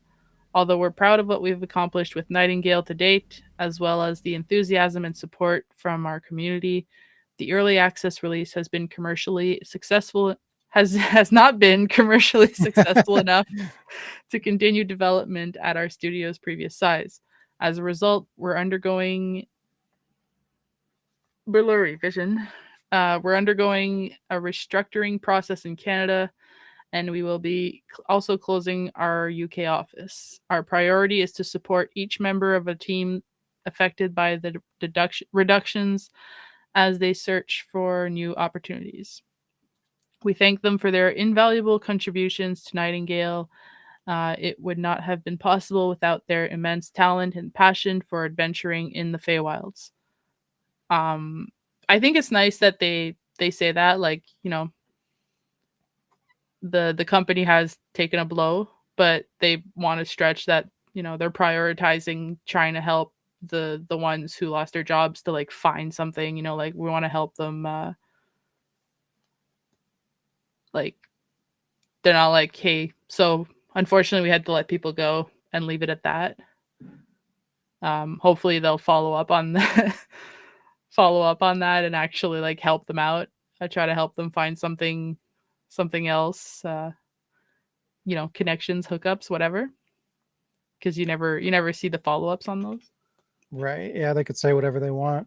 Yeah, I feel like like most companies do that. I feel like they're probably kind of obligated to do it in the way that, like, if they don't do it, they're gonna get a lot of blowback. You know what I mean? If they just, like, fire a bunch of people and they're like, "Go fuck yourself," you're on your own. If they don't Telltale. take some yeah, if they don't take some kind of action to, like, give them whatever severance and try to connect them with another job, if they're not making some kind of effort to, help these people out, they're gonna look like a really shitty company, and that's gonna hurt them in the long run. So I feel like that's kind of become a standard, but sadly, it's probably not for the reason you would hope it would be, like compassion. I feel like it's more of a like, "Hey, we better do this to save face," kind of a situation. Yeah. So, I mean, But I hope they follow up. yeah, so do I. That's the big thing. Flynn assures the players the team will continue working tirelessly alongside players as they move forward as a studio. Nightingale will continue receiving updates during its early access tenure as the studio seeks to reverse its bad luck. But for now, you can check it out on Steam, because who doesn't want to buy a dying game?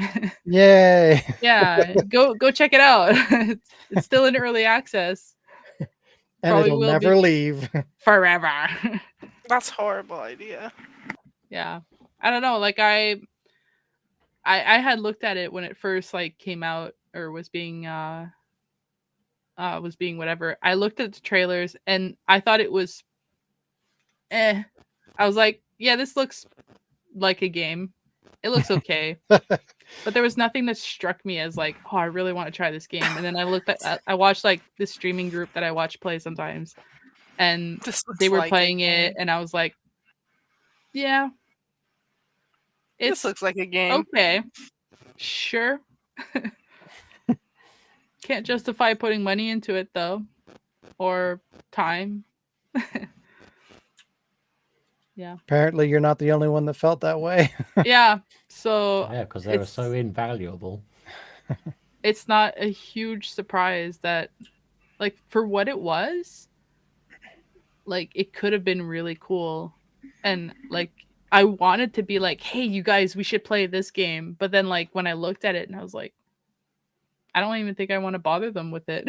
Like, wow. It could be better. It could be, I don't even know. Like, it's not that it looks bad. It just doesn't look appealing or whatever. So, yeah, unfortunately, it didn't make an impact, and it never will.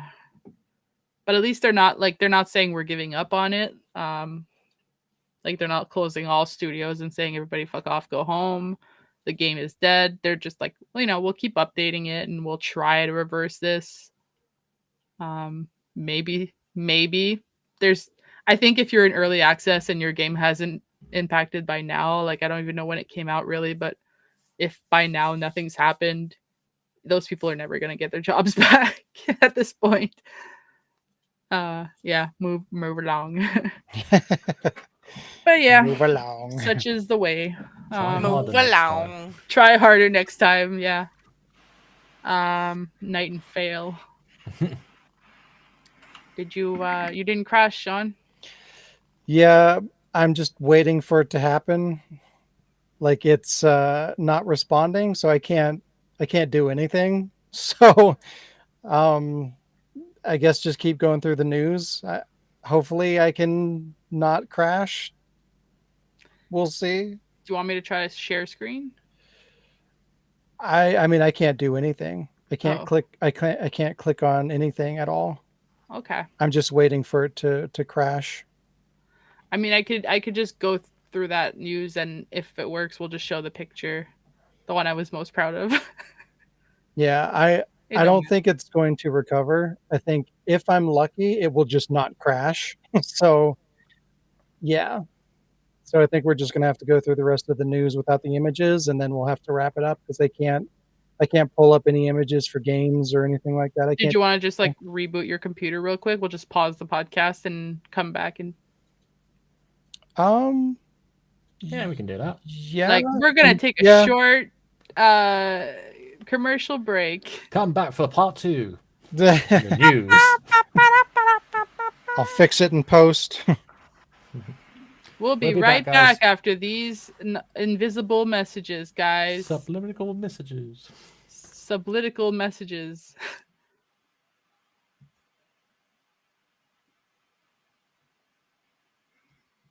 do do do do do do do. Do. No, Alec. Aw. Alec, you know what you look like? You look like somebody who's in the military that has to go like in a corner somewhere so that nobody knows where you are, and you just have like that moment to be like on the news or something. Like, so is it scary out there? That's the look I was going for. Oh, okay, yeah. You're like in the closet with all the supplies. Are we still live? Because the timer's still going Yeah, up. it's still saying live. Chat, are we still live? Can you hear us? Let me hear you say, yeah. Yeah. Not you guys. Oh. I thought I had a friend. You don't. You have more than one. Let me just click the YouTube link to see if we're live.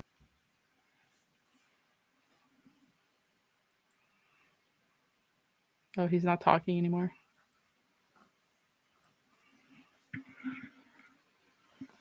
I think he muted Yeah, himself. we're still live.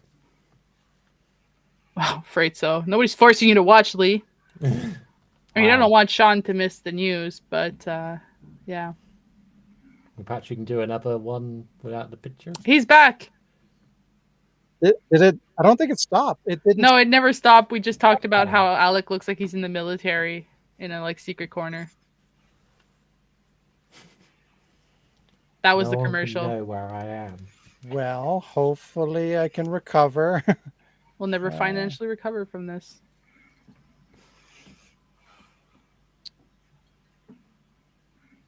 I have no intent here.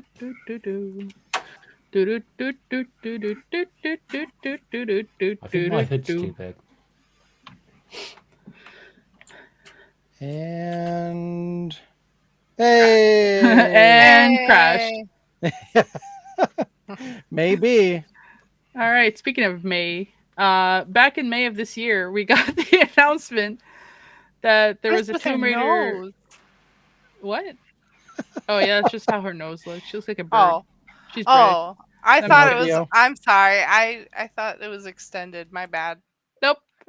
Damn. Oh, I'm so sorry. We got the announcement of a Tomb Raider revival show being produced by Amazon MGM Studios with Phoebe Waller-Bridge attached as an executive producer and writer. That's her on the left there. For those unfamiliar with the name, Phoebe Waller-Bridge starred as the lead in Fleabag and was in Indiana Jones and the Dial of Destiny, which I still have not and refuse to watch. Oh crap! Back in Don't May, do it. yeah, I was like, nope. I was okay with like, I didn't even like the last one with his dad or whatever, the Shia LaBeouf. It made that movie look amazing, and that movie was God. shit. Yeah. Shia LaBeouf. Back in May, I didn't give this project much of my time since I was mistaken and thought that the announcement said that Waller-Bridge was going to be the next Lara, and I thought that was a horrible fit, so I stopped caring. But apparently I was wrong. The revival project, I was wrong, and I'm interested again. The revival project is already in its pre-production stage, and 2 actors are now rumored are in the running to play the live action version of Lara Croft in the TV show. I guess I could have put their pictures here, but I didn't want to. Good reason. Yeah. Do they have bigger noses? Well, maybe.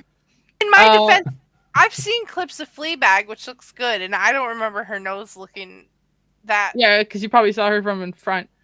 I think I've probably sent you the subway clip. I send it to a lot of people. Where was I? Yeah. So yeah, 2 actors are being rumored to have are being selected, or it's between 2 actors right now, and of course the reactions of the fans for the potential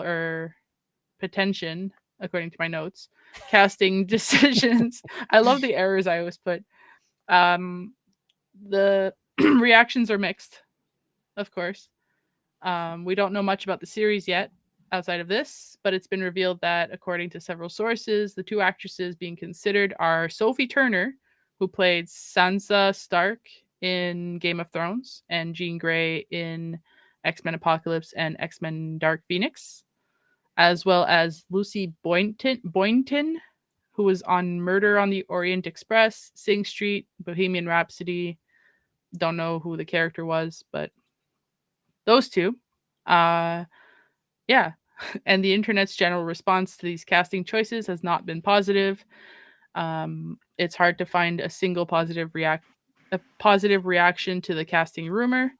In a Twitter post by user discussing film, comments varied from, quote, one comment said, "Fire whoever is in charge of casting immediately."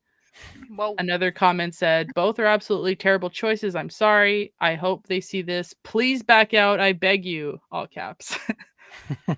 Although the internet very rarely responds positively to anything anymore, it seems the general consensus on this one is unanimous. um, I personally don't know who, or I haven't seen well, I actually haven't seen any of the movies or shows or whatever that I just said. So honestly, I don't really have an opinion on either of them so far. Uh, yeah, so I can't really say. Um, Maybe Amazon will be paying closer attention to the fan responses, as there should still be plenty of time for them to consider other actors, as this is a crucial role, it being the main role. It'd be nice to have a series that starts off on good terms between producers and fans for once. Alicia Vikander, who played Lara in the 2018 movie, expressed her sadness about not having the opportunity to reprise her role. The project's production, Jesus, by Waller-Bridge, under her $20 million per year contract with Amazon, initiated a fresh casting process. And Vikander had received critical praise for her role as Lara Croft in 2018, which surprised me because a lot of people, well, most people that I talked to said that they thought it was dumb, which made me sad. Sean still hasn't seen it because we're supposed to watch it. I'm still afraid of you watching it. Me But it has too. to happen. Let's not watch it. And Vikander was expected to return in a sequel. However, the project was shelved after MGM lost the rights to Tomb Raider. She admitted in an interview with Independent that she had had so much fun playing the role. But yeah, all in all, I still, now that I know that Phoebe Waller-Bridge is not going to play Lara, now I have hope for the project, and I'm going to be paying close attention. Honestly, I've said many times, I loved the movies, all three of them. A lot of people, I mean, like I said too, the internet is harsh. People still shit on the first movie, and I watched that movie, and I'm like, it's exactly, she played it exactly like the games. Like, she goes in a dungeon or a temple or a fucking tomb or whatever, and some weird shit that's not physically possible happens, and she kicks ass. That's the games. And The then Alicia first two were really good. I mean, they weren't the best thing ever, but well, I the like second one was them, but less. The second one was less like, it was more like Tomb the Raider-y. underworld game and like, Yeah. Well, that's but 'cause that's when that game came out, is that yeah. those were the current games. Or I think, no, I think Angel of Darkness was the current game. Either way, it reflected the movie in a negative way. Like, the first one was good, the second one's like, it's not bad, but it's not great. Yeah, the first one's definitely better, but I still enjoyed both of them. The Yeah. 2018 one, like, Alicia Vikander was the reboot Lara, but I I agree that they did change a whole lot of things, and they put so many things in there that it's like, hey, no, that's not supposed to be there. No, that's not right. That's not right. But as Lara, she did a good job, and at the end of the day, that's what you're trying to find, is somebody who did a good job as Lara. And it sucks that because the studio lost, well, now it's like Amazon MGM Studio, but back when it was just MGM Studio, they lost the rights. and she lost her job. Yeah, I think the concern here is more than the who they're going to cast as Lara is the writing. Like, what are they going to do to the story? Like, is Lara crying all the time? Like, is she all about friendship Why would and she shit be like that? crying I all the just, time? well, that's what the Netflix animated show is. She cries literally, I shit you not, like 8 times. Oh. She's always fucking crying, and and she's like all about like, oh, leaning on her friends. Like the story is about like her essentially discovering friendship, and it's just like that story is not suitable for Tomb Raider. All right, like you can use that narrative to tell a good story in general, but that does not belong in a Tomb Raider movie. That's not who Lara is. That's not the stories that the fan base are looking to experience. So like that's the concern. Like, how is she going to write this movie? And I believe she was involved to some degree in the animated show, and I believe she was involved in the writing for Indiana Jones. So like the track record's not great. So that's my understanding of what the concern is, and that's my concern personally. Great. Yeah. Well, I'm gonna stay on the good side for now Okay, should we just get until Mila they play Lara. Djokovic to play Lara? Do it. Yeah, I like Mila Jovovich, but not for Lara. Nah. No. She was okay in Monster Hunter, but let's leave it at that. I didn't like Monster Hunter. I wanted to. All right, speaking of not liking things, let me move on to the next piece of news Uh-oh. here. So, well, actually, I think this is kind of good news. Everything's all fucked up. Ah! Ah! There's been a lot of backlash and skepticism ever since the Horizon Zero Dawn remaster was first announced. Probably because they announced it not very well. First they were like, "Hey, this remaster, you won't be able to play the other one that you just bought." So, meh. And then it had bugs, it had glitches, it had things that people don't expect to see a remaster have. Those it's been patched, but it was also an upgrade of a game that's only 7 years old. It's only one generation removed from the current hardware. One that like remains to be a super beautiful game at that. So when Sony announced the $10 upgrade fee, fans were considering like, is an upgrade even worth the $10 for that? Like, it wasn't really a good sell or pitch or whatever. Sony kind of dropped the ball when they pitched that, because they later showed a 9-second clip, a comparison clip. Well, it's a bigger video, but they only showed 9 seconds of it, which is doing some serious work now to convince people that the $10 upgrade fee is actually worthwhile.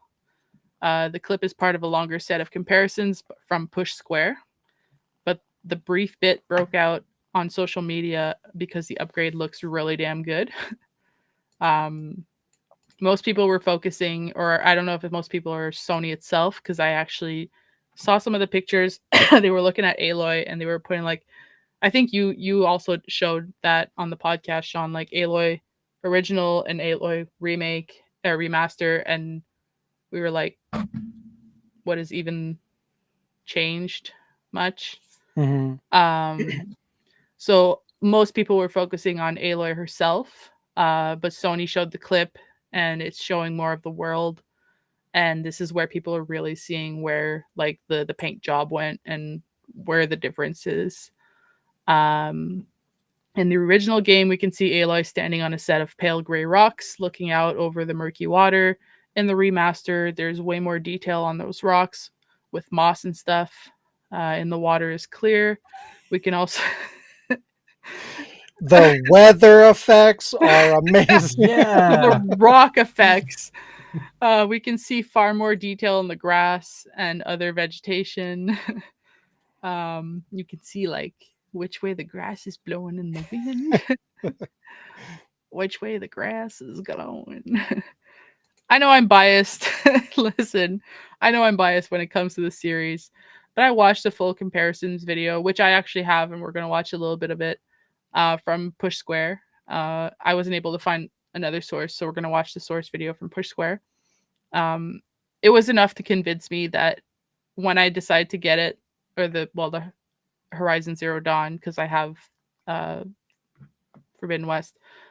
When I decide to get it for PS5, I'm gonna be getting the remastered upgrade for sure. I don't know if I'm going to be doing the $10 upgrade or if I might actually just get the physical version itself, since it's $20 less physical than a new physical game usually is. So like it's 69, I think 99 rather than 89.99. And that's not on sale. That's like just regular price. Plus it's Horizon, so I don't give a shit. Give me all that shit. Let's go. um So yeah, like I mentioned, I also have the video here. It's around 5 minutes, so we won't watch it all. I'll kind of just skip through. One part that I noticed the most is, and that was a big issue for me, is when you're in the desert and it's like it's really really red on the rocks and on the cliffs because of where the sun is, and that kind of bothered me because finding some of the shit when it's red or green, it makes it really hard, especially for a character with red hair. Um, and now it's really changed. We're gonna see that it really looks different now, and it's not all just red. Because I'm sorry, the world does not turn red when the sun's going down, so it looks a lot cleaner. Um, if Sony had showed this beforehand, they might have avoided some of the skepticism, some of the criticism. Um, Not all of it, of course, because they had their other issues. Um, and obviously, like we can still argue like does the remaster need to exist? Probably not need. No, not 7 years later. But looking at this, like seven. It's nice to see. It's nice to see the developers go above and beyond though to make sure that like if they're gonna make a remaster, they'll go out like above and beyond to make it what like all that it can be in 2024. Like, and you'll see. You'll see. Hey everyone, Aiden here from Push Square, and today I want to show you the Horizon See what I mean by less red? Zero Dawn remaster running alongside the PS4 Is that good though? edition of the game. The Like- gameplay you're watching today has been Isn't that supposed to be the sun? Shouldn't it reflect the environment? Shouldn't it change the color of the environment? Like in terms, like I understand like that's a good thing for you specifically, but in terms of like a graphics engine, like shouldn't that happen? Yeah, but it was like on some So you got red on. like I don't know. I've been in deserts and it doesn't really do that like that much. And it makes like a huge difference. I don't know. captured on PS5 for both editions. The remaster is running in quality mode at 4K 30, with the complete edition running at a higher frame rate with a reduced resolution. I think you're really going to see the Is it lagging for anyone else? It looks like total dog shit. Yeah. Not me to send it but to you? every video we do on the Wardcast looks like dog shit. Do you want me to send it to you? Yeah. Okay. It's It's just weird. funny. It says like PS5 remaster, and it's so pixelated and fucked Sideshow. up. Yeah, It's it would have just- been. It's weird. It was working better last time, but I guess it's because we're live. Yeah, it's weird. Where's? Yeah, I think it'll come across as blurry for you guys, but I think if I host it, It the always stream version should look better.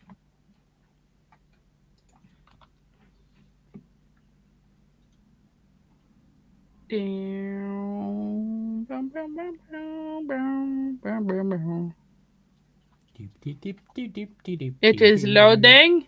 It is loading. Technical difficult. Technical. Technical failures.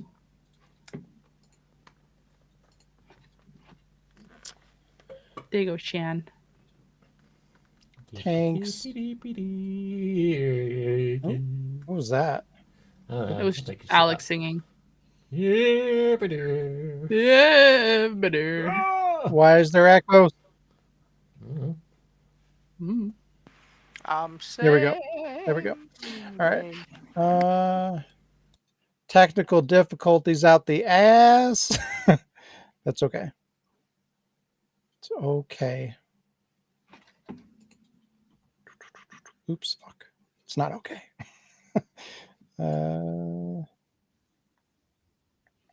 What did you name that? Horizon. That. Hey everyone, Aidan here from Push Square, and today I want to show you the Horizon Zero Dawn remaster running alongside the PS4 edition of the game. The gameplay you're watching today has been captured on PS5 for both editions. The remaster is running in quality mode at 4K 30, with the complete edition running at a higher frame rate with a reduced resolution. I think you're really going to see the difference between these two though, so I'm going to let the footage speak for itself.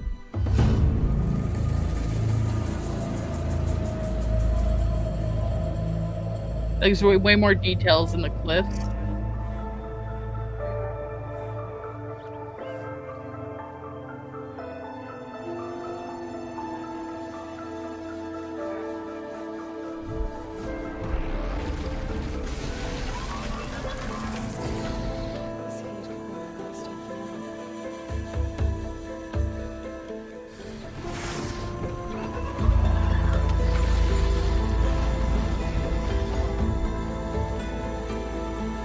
Suddenly a waterfall.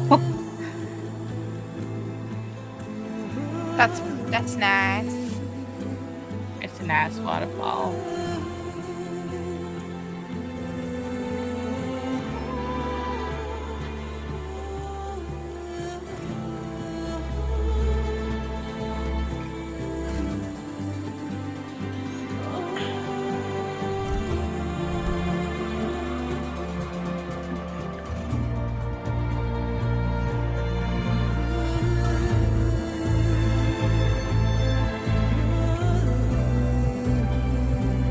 I don't know, I feel like it's worth a $10 upgrade. Like, they've really...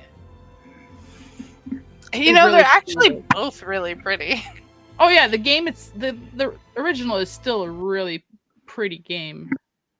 But and that's like the biggest problem is like you can play the original right now and still be wowed by the graphics. So like what the fuck, why would you make a remaster for that? Like literally $90. The only thing that they're putting into this for the most part is like, okay, they're beefing up some models a little bit and they're throwing in more ray tracing and atmospheric effects. Like that's not enough reason to make a remaster. Like this goes back to the conversation that we had previously about The Last of Us. This is the same exact thing. It's a 1-to-1. This is doing the exact same thing that did. Honestly, I think it was actually a bigger visual upgrade from the original Last of Us to the remake of that. Not the remaster, but the remake. And even that was very minimal. So like I just why? I think because it's a good way to resell it to people like myself who haven't even played the original yet, where it's like, oh, okay, maybe I'll give it a try. I don't know. Right, but we're also like every time I see something like this, like the whole conversation of like, oh, games are expensive to make and blah blah blah, like that stabs me in the brain because it's like if it's such an ordeal and it's so expensive to make video games, like shouldn't we be more responsible and precise about where we're investing that money and how much money we're spending? So like if that's Maybe the it case, really then wasn't why would you make something like this? because it probably wasn't as expensive since it's not as old. It would be easier to just update. Right, but whatever money they spent on this, they could inject into a sequel or a new IP that they're going to have to make next anyway. You know, there's going to be a next game. So like that's money that could have gone into another product.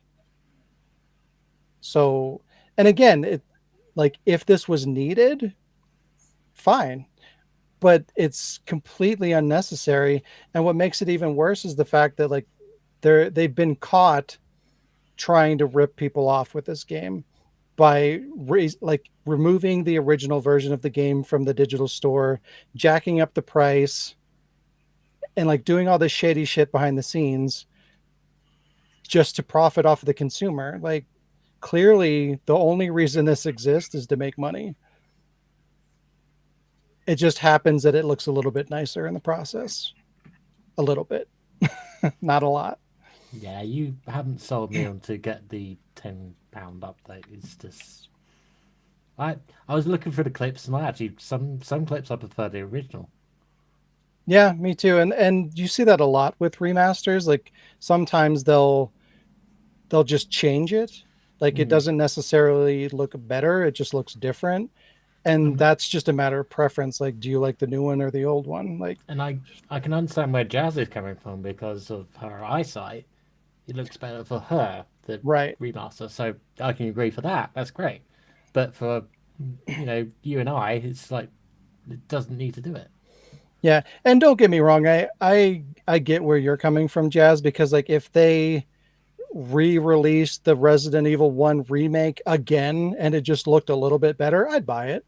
Like I would complain about it, but like, I'm a fan, and if there's a better version of something, like odds are I'm going to show some interest and probably pick it up anyway. But it just like this just screams The Last of Us all over again, and how we ripped that to pieces, rightfully so. And they get remastered for PS6 in like 3 I'm 4 sure years it time. will. Yeah. But yeah, like, and too, when I was watching this, like there are cool things, like when you're looking way off in the distance, the draw distance is really nice. You can see super far away. There's more detail. There's more things going on. There's more things going on in the water, more patterns. They added more mist and things. Like there are cool things that do make it look better, but not enough to make another version of the game. Maybe if they did it in like 10 years or something like that, sure. But it looks better, but why? Why? And again, Last of Us remake, I bought that twice. I bought the remaster and I bought the remake. So I'm just as guilty as anyone, but I don't think either of those should have existed. And I don't think this should exist. But if Jazz gets it and she gets enjoyment out of it. Why do I get the feeling God of War and Death Stranding is suddenly going to get a remaster? Oh, I'm guaranteed. 1,000% that's going to happen for sure.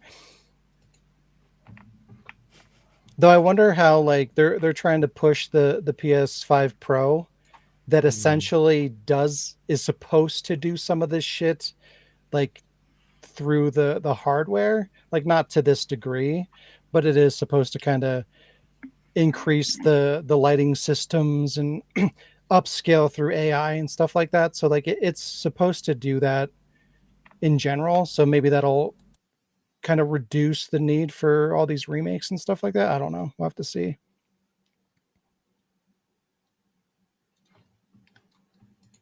Okay. I see that like we've already hit the 2 hours, so I'm just gonna like rush through the last two. Did you have anything else for Horizon? Like just because No. I'm shitting on it, Jazz, doesn't mean you can't No, be I excited don't. for it. I don't. Just wait till Lego Resident Evil 9 Horizon? comes out. I'm going to shit all over that too, and that's my baby. I know. I'm not just shitting on your baby. I shit on all the babies. We're equal to everyone. Yeah, equal Everyone's equally shitting. shit. So I don't have images or anything media for the next two. Well, one of them I absolutely didn't want to get any sort of media because that would go against everything I believe in. Wow. So you'll see. Oh. Developer Fantastic canceled its second. Listen, we're gonna have some background stuff on this thing. Yeah, developer Fantastic canceled its second Kickstarter after it whimpered out $2,200 of funding. And the same announcement, in the same announcement, it went all in on a third game immediately after. And now they're back with an offer that we can't refuse. So I'm going to get a little into this. In case you're unfamiliar with the studio Fantastic, or have somehow moved on from one of the highest profile gaming disasters in recent memory, or blocked it out of your memory, or just somehow had amnesia and are the lucky ones. Let me refresh your memory for you. Fantastic is the studio that was behind the Fire Festival Gamers equivalent known as The Day Before. Y'all remember The Day Before? No. How could we forget? Yes. That good old studio. They're back at it again. They're The not ones a scam, you guys. No, they're not a scam. Absolutely not. They're never We a promise. scam. So they're the ones who shipped the game that saw its studio closed, apparently temporarily, within 4 days. They're the studio that no one on the team seemed to understand the nature of the game that they were developing until they found out that it was an MMO from their own trailers. The dumbass the dumbass team are back, and after promising in September that they were turning over a new leaf, they did a Kickstarter for a game called Escape Factory, a physics-based multiplayer co-op escape game. One that, of course, we'll never get to see because the Kickstarter was a dud. It raised just over $3,000 of its near $20,000 goal. The studio declared the game's cancellation on X, proceeding to announce a third game in the exact same post. So there was a post like super long where they canceled the game and then immediately announced a new one. The new project you're meant to get excited about, quote unquote, exactly what you've been waiting for, alleges Fantastic. It's an action horror prop hunt game called Items. Yes, that's Very original name. Yes, so the new game from Fantastic that we're all gonna get so excited about seeing canceled. It's called Items. Let's note that prior to The Day Before, Fantastic actually had a prop hunt game called Prop Night, which it shut down. These are like, I'm not even mad at these guys anymore. They're just, I'm so excited to see what they're gonna do next. I guess they changed their minds. But here's the great deal that that we all didn't know we wanted, guys. Only a month after promising to base its development and marketing only on the principle of honesty, the studio is asking people to basically develop the game for them and for free. Fantastic's new game, Fantastic. What? I don't even know. The new game that Fantastic is apparently working on, Items, just needs somebody to work on it. The studio announced a contest in its official Discord channel group thing that the public can sign up for. The announcement by the server's head moderator was an.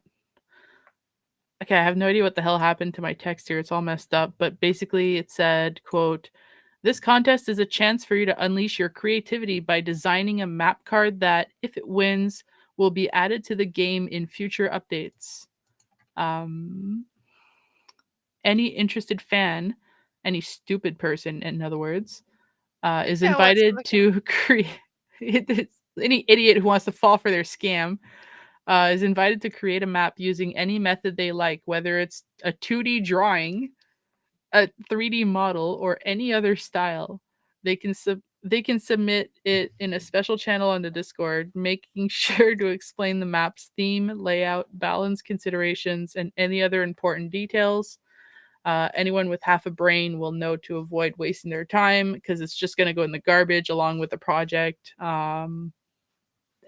Literally, anybody who's done any of their research will be like, nah.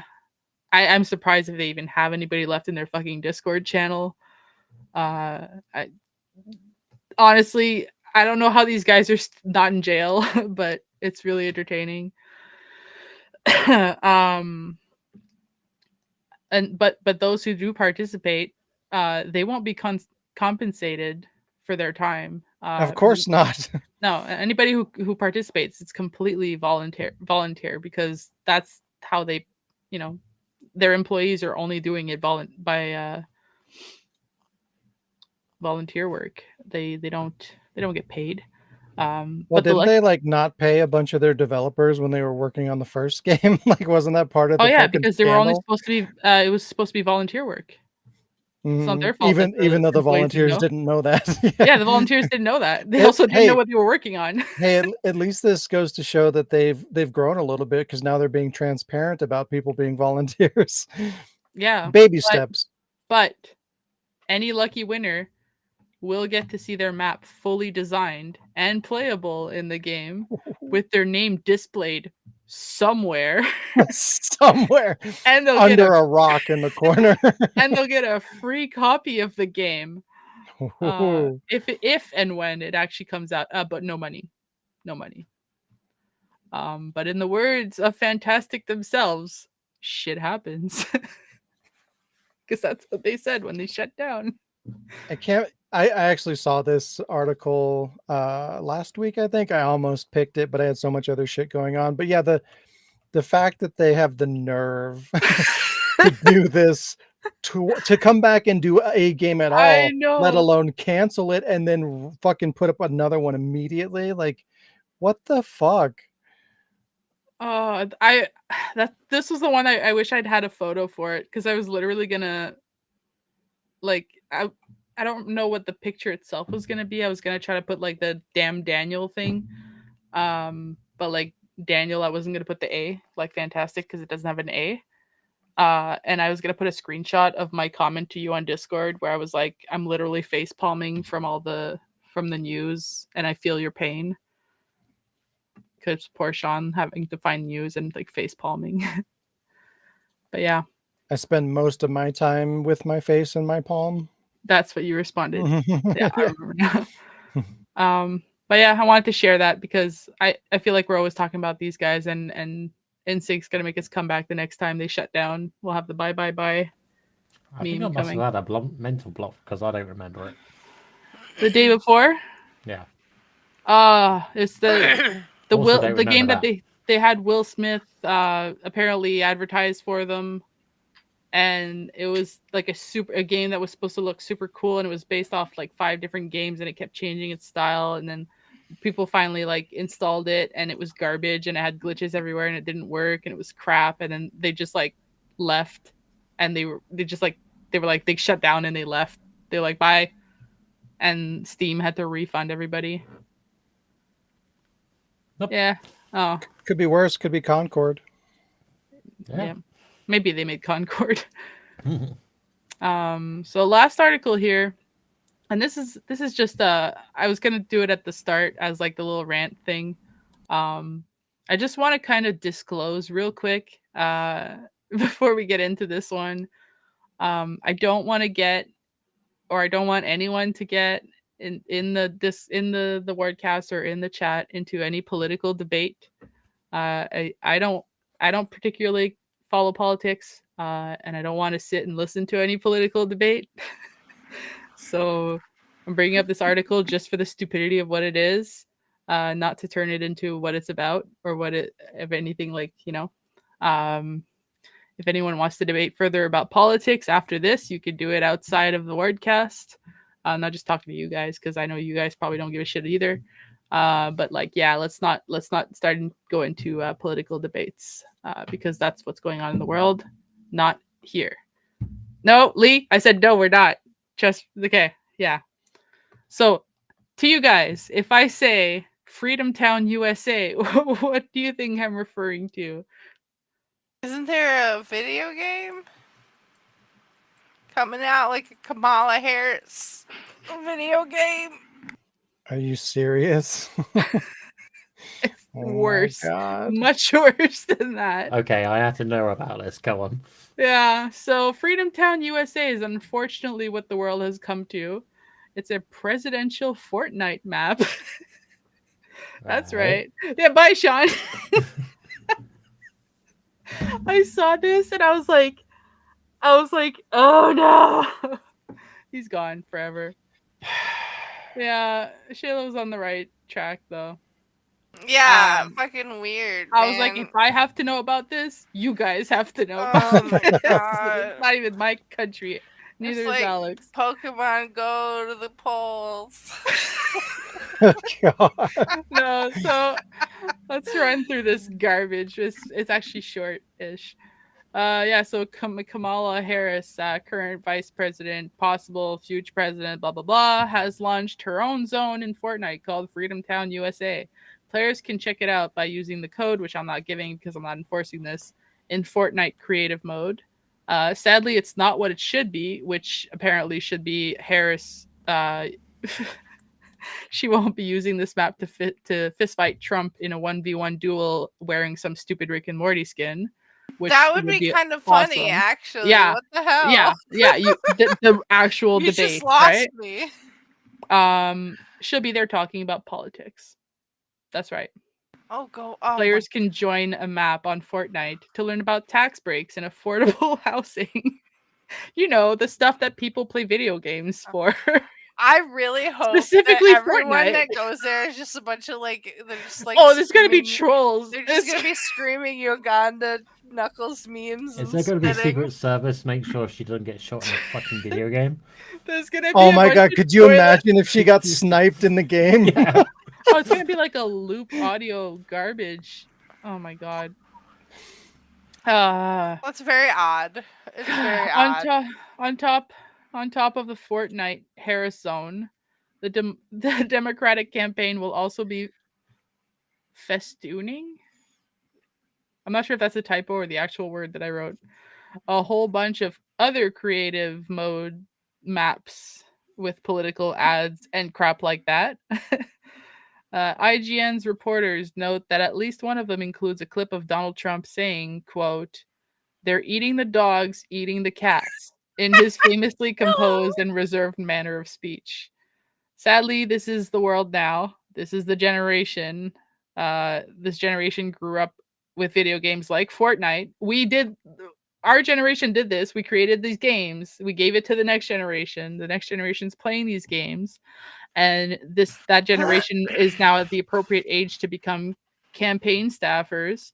And they're pitching candidates like Harris on stupid ideas like this to reach the young male vote through games like Fortnite. I hear kids like Fortnite these days. Yeah, you're looking for the voters. They're all on Fortnite. That's where you got to go. Ariana Grande. They're probably not old enough to vote, but yeah. You know. Well, that's the sad part is all the streamers that are playing Fortnite, they're old enough to vote because that's where like most of the fucking income is going or whatever. So that's why you can catch Harris in Fortnite. Tim Waltz, I'm guessing you guys know who that is, playing Crazy Taxi, and Donald Trump streaming with Aiden Ross. I don't know who that is. He's a streamer. He's a dumbass. Okay, that makes sense. According to Joshua Bolins, a writer for PC Gamer, Fortnite may not be the right game for Harris to be campaigning on. Oh shit. As the majority of Epic's Battle Royale players are too young to vote, the Generation Alpha and all that, and she would do better making a Skyrim mod or something. So yeah, two things that make you want to do what Alex's doing right now: Fortnite and politics. And now you mix them together so people can now go on Fortnite and listen to politics. Isn't that great? I want to see Laserbeam just tear it to shreds.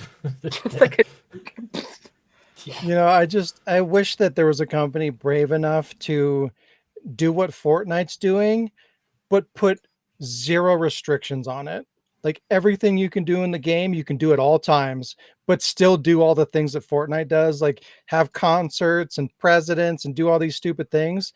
But like if somebody wants to run up to that person and shoot him in the face, fair game. Like just that would be so much fun, and everybody would tune in to watch like the crazy shit that happens around these events. You know, it's like, oh, Lincoln Park's going to be playing in Fortnite, and then somebody fucking runs up there and fucking throws a bunch of grenades or something, or, you know, fucking grabs one of the bandmates and hauls them off and builds a house around them or some dumb shit. Like, there's so many cool things that would be like endlessly entertaining that I would love to see happen, and to have a platform open to do shit like that would be so much fun. But instead, we have this. Fortnite, the purge. Basically, yeah. Purge me, Morty. But it'd be so Yeah. cool, like getting celebrities in there and politicians and just see what kind of crazy shit happens. It'd be so cool. It's like Second Life, but like for people who have no life. Pretty much. Yep. I mean, So I'm not shocked at this point. Yeah, no. See, that was the news. Sorry, it went a little over my ass. Yeah. Oh my god. Yeah. So we got some yams and some yams. Yams and yams. All right. Yeah, games and games. All right, motherfucker, the game time. Where the fuck is my 8-bit? There. Time for 8-bit. Oh, come on. What is the second thing? That's what you had to tell me. That's the dildo thing from Saints Row. Saints Row. Yeah. Do anyone knows what it's called?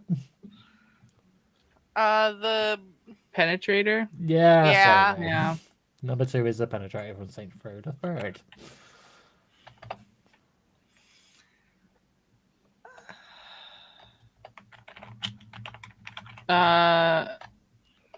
Is that Pallet Town? A Dreamcast. It is Pokemon, but it's not Pallet Town. No, it's And where that is the Sony Dreamcast. Oh, Cerulean, whatever. Yes, it's Cinnabar Island. Okay. Yeah, I was like, it's where the Raichu guy is. 8 is a Lisa. Dreamcast. Oh, what are we supposed to? Oh, we're just supposed to identify him. Yeah. Oh. So Lee says number 1 is Dino Crisis, and he is correct. It is a puzzle piece. Is bit 3 a chocobo? It is a chocobo. Oh wow. Number 5. Oh, Lee from said is Final Fantasy GoldenEye. VII. Yeah, 7. 7. Lee says who's 5 is the- GoldenEye. That's correct. Oh, bit 6 is well, it's not your brother. Wait, is it your brother from Fable 3? Don't remember him being the brother, but I could be wrong. He's the It's, bad guy then. I forgot his name though. But he's the guy who like wants the kids to work. Yeah, it is from Fable Yeah. 3, so I'm gonna give you that. So it's Reaver. Yeah, I know from he's Fable like the 3. guy that you can either endorse him or you can like put him in jail. Bit 8, is it the Sega Dreamcast browser, web browser? No, it's a Sony Dreamcast. Sony Dreamcast. Yeah, and it's Yeah. the actual like thing. There's the button to push and the thing that Right. opens. All right, so it's just number 4 left to get. Gee. I Could it don't be know. Marcus from Resident Evil 0? Oh, look, Lee got it too. Oh. Yeah. Well done. It is Marcus. So well done. That was quick. Good job. Good job, everybody. Like the trailer of Resident Evil 5. All right. Who said that shit? I'm gonna be so mad if no fucker tells me.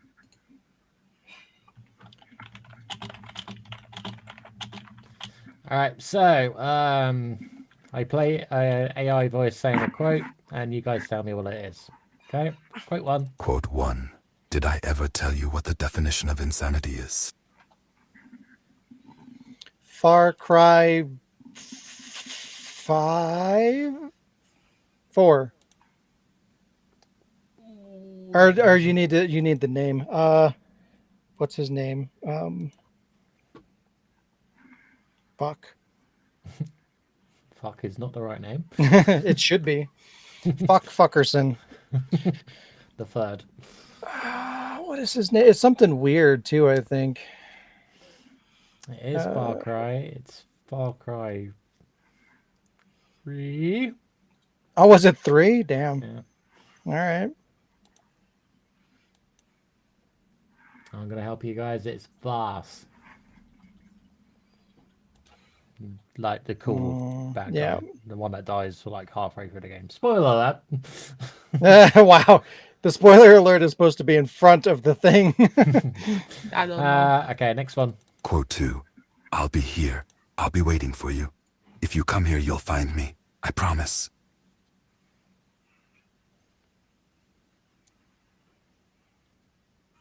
Do it again. Quote 2. I'll be here. I'll be waiting for you. If you come here, you'll find me. I promise. That is so generic. I mean, that could be anything. To be fair, it was text, you know, so. I'm sorry. I didn't. You didn't what? Sheila wasn't paying attention. Here it is again. Quote 2. I'll be here. I'll be waiting for you. If you come here, you'll find me. I promise. Oh, it's Silent Hill 2. I can understand why you say it's Silent Hill 2. But it's Oh, my bad. Well, then I don't know. Alright. Just fucking Mary's ass to some shit like that too. You promised we'd take you back, but you never did. Alright, it is... Lee, you are right. It is from a Final Fantasy game. It's Final Fantasy VIII Squall Lionheart. Alright, quote 3. Quote 3. If our lives are already written, it would take a courageous man to change the script. No.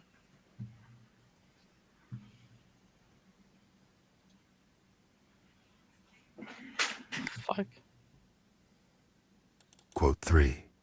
If our lives are already written, it would take a courageous man to change the script.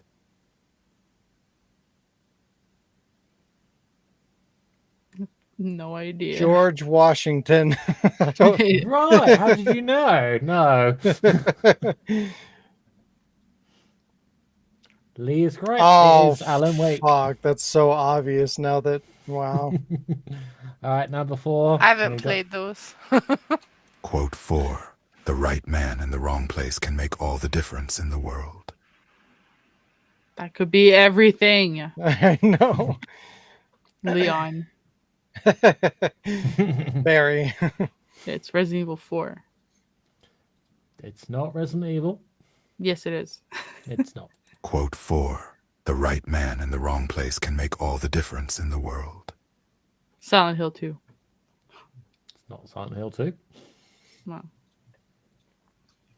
Shayla, any guesses?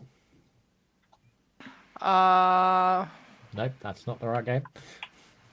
I didn't even say anything. It's Metal Gear. It's Metal Gear. A skibbity toilet.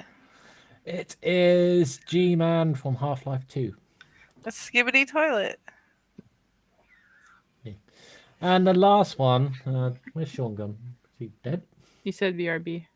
Okay. Alright, last one then. Final quote. Oh, I can't hold it anymore. Hold on. It's coming out. Here it comes. Still going. Wow. I didn't think that was possible. That's a record. Will this even flush? Isn't that Metal Gear? No. The guy who shits all the time. No, it's not Johnny. I don't know what the fuck that was. It is Johnny from Metal Gear Solid 3. No, it's not. It is! Oh my god. When he goes through a shit, Oh it's my like when you're in prison and he says that lot. Granted, it's with more, but yeah. Jesus. Yep, well done. It's the only game I know where somebody's shitting so much. Yeah. Johnny. Isn't it great? Okay, well, that was my games. Quickly done, so yeah, well done. Well, we have read your comments, and Sean has a segment, but he said he'd be RB, so do I want to do the comments? It's nobody asked us. Oh. So My I'll bad. quickly ask question one while we're waiting for Sean. Who are the loneliest video game characters? Well, apparently Lara, because she cries all the time. The loneliest. Ashley. Samus. Oh wow. I would say maybe the guy from the forest, because like all the other characters are fucking dead. But he's finding Minecraft his son. Steve. No, he's got Minecraft Alex.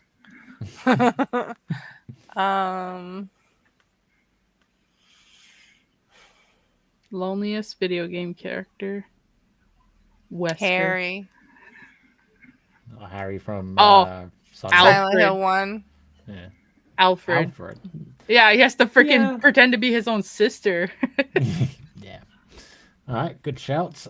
Question 2. What's the best dinosaur game you've ever played? Dino Crisis. I mean, what else even is there? Turok? Yeah. Nah, bruh. I mean, there's Jurassic Park video games. Yeah. Yeah, but are they good? No. I mean, I think I'll have to give it to Dino Crisis. Even though I've never finished it, but I've played a lot of it. There you go. Hey. And the last question then. Has anyone actually slid down a ladder like they do in video games? Yeah, it hurts their hands. Hell no. Have you? Yeah, that's have you awful. ever actually climbed up like a really long ladder? Mm-hmm. It's way more demanding than you would think. Like movies and games make it seem fucking super easy, but like, nah, bro. I do have to admit, when it comes to like going up ladders in other video games, I'm just like, what a thrill! Darkness and silence for the night. What about Joe and Mac? That's a dinosaur game. Oh yeah! Wow, that's a fucking obscure ass poll. Sorry. That was a good game. You know they brought that back on the PS4. Like I think it's actually a legitimate sequel. I don't even think it's a remake. Oh, that's cool. Or a remaster rather. I'll have to look it up. Ah, that was Nobody Asked Us. And nobody continues to ask us. I just find it on Gaming Reddit. Wow. Well then. Uh-oh. I can't hear nobody all of a sudden. Oh boy, what is with this episode and the fucking technical difficulties? Oh, Noodle, what have you done? I can't believe you've done this. Blaming Noodle. Blaming Noodle. So I believe we have a whole new segmente today. I mean, I don't even know if it's technically new because it's new. Wow. Because we said so. It's basically just machinima talk that we never do. Even though we're bringing back an old one. We're bringing it back. We're bringing Shinna back. Bring it back to you. Yeah. Machinima. Machinima. So yeah, in addition to general machinima talk, I want to kind of reignite the machinima fire within the community and kind of without, if possible, kind of try to network with other creators and kind of showcase other machinima and things like that.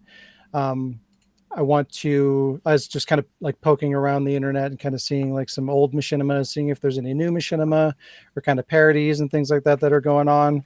And I want to start kind of pulling from that. And we'll just kind of watch some things and kind of reminisce on older machinima. And if there's new machinima to be found, we'll watch that and kind of discuss it. And if we have anything relatable to contribute, we can kind of have a conversation about it.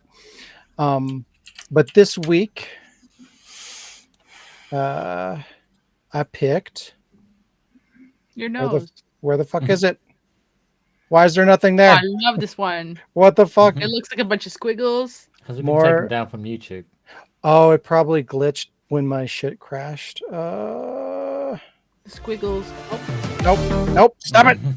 Stop it. It's in that machinima. Stop it. I did not press play on that. Well, let me see if I can Iron Man at the find the video or the image. So many technical difficulties. Technical Difficulties. difficulties. What? There we go. So, have any of you guys heard of Canadian Pride 8? I know most of you have. Yes. Once a year on July 1st. Yeah, so again, I want to just kind of showcase creators, and we'll just pick a video to check out. Could be something that we've never seen before, could be something old that we've seen a million times before, and we'll just kind of talk about it. But for those of you who don't know, one of the voice actors for Canadian Pride was Andrew Smiley, who voiced a lot for Canadian Pride, and he also did a little bit of work for us in a way. He voiced Wesker in RCS, so there's a little bit of a crossover between them and us. I've never really interacted with any of them. Andrew's the one that had the communication with Smiley, but I would like to reach out to Canadian Pride and see if he still plans to make machinima, if he'd be interested in doing a collaboration or anything like that. Unfortunately, his channel has been pretty inactive for a while. It's been several years since he's put out any new content. Through my journey exploring machinima, though, I did find out apparently he did try to come back. He came back, I think, 4 or 5 years ago, and he released some new content, and we'll watch that eventually. We're not going to watch that today. We're going to watch an oldie.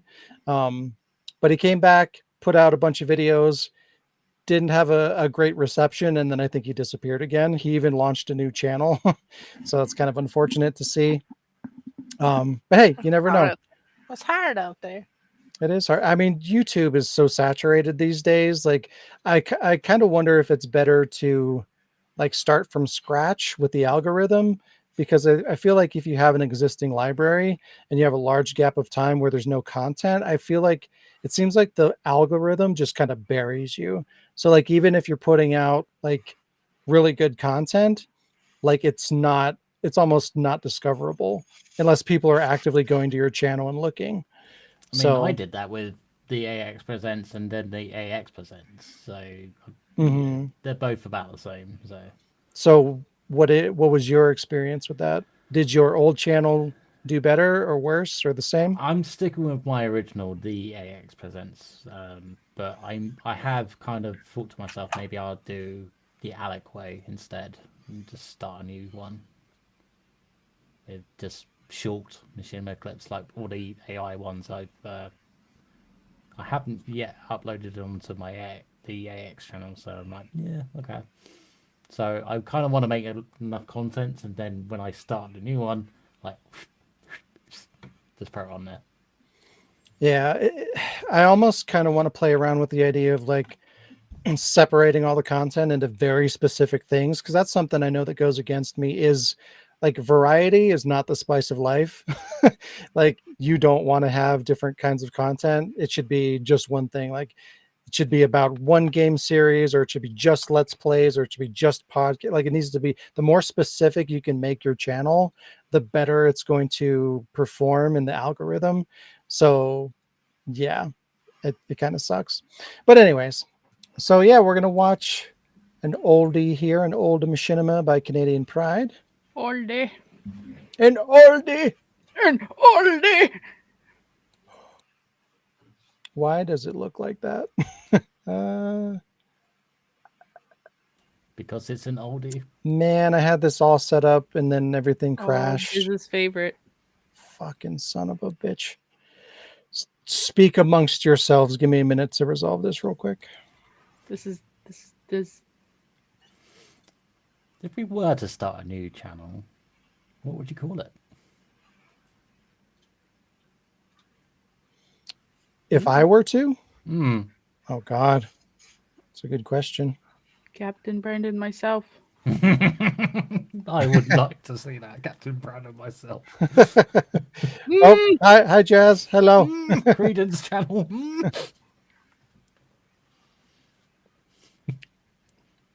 So I think the video is where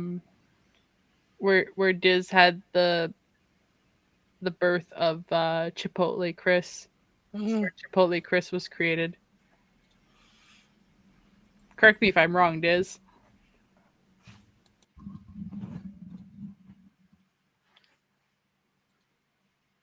What?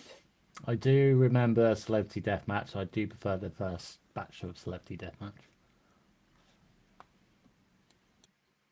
Why is it like super widescreen? What the? It's fine. Yeah. So we're going to watch Run Forest Run Part 1. I think everybody here's seen it, right? Think so? If it's what I think it is, yeah. Yeah. It's been a long, long time since I've watched this, but I remember bits and pieces of it. I remember it being really funny.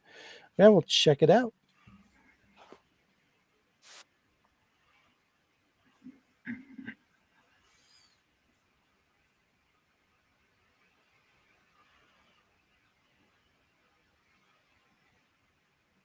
Oh.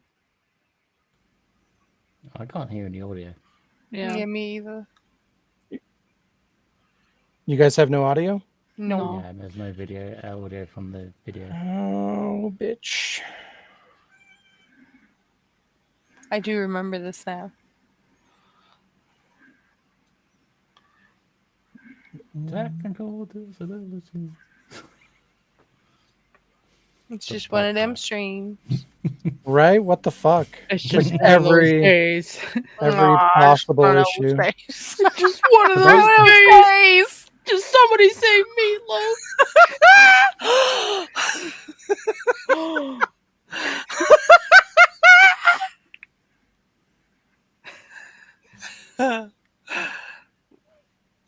It's like a chainsaw. Albert, where have you Is it working now? Yeah. Okay. been? Will, you have got to come see this. What is it? I have the greatest idea ever conceived by man. Is it a new strand of the T virus? Nope. Even better. A newly improved and modified tyrant? Will, the tyrant has got nothing on this gem. Well, what is it, Albert? Where have you been? Well, it would appear that Forrest Speyer has been offed by some infected corvidae, which means at any moment he could be reanimated by the T-virus, and with the rest of those idiots from Stars wandering aimlessly around the mansion, I thought this would be an ideal opportunity to yank their chains a little bit. Oh? We were unfortunately ambushed by the infected canines, which forced us to retreat into the mansion. As we entered, we noticed Barry wasn't with us. It was at that point we heard a shot fired from somewhere within the house. Chris volunteered to investigate and went solo. I then suggested to Jill that we search separately for any remaining stars. She followed her orders like a good little girl. After I split up with the other members, I found Forrest lying in a chair on the mansion's balcony, and that's when it hit me. The perfect plan. What is it? Strap Forrest with high-end explosives and tape a mic to his vest so we could have a little fun. Yep. Albert, Now I remember. It's Chipotle just Chris. when I thought you couldn't be any more ridiculous, you go and do a brilliant thing such as this. Shitty edit. Yeah, I know, right? Come on, we don't have a lot of time.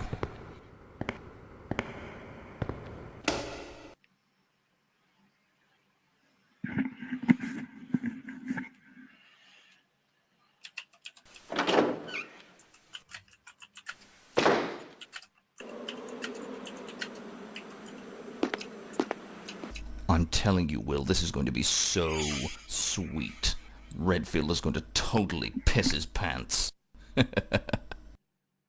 Great. Oh, the dinner menu. Al, do you want anything?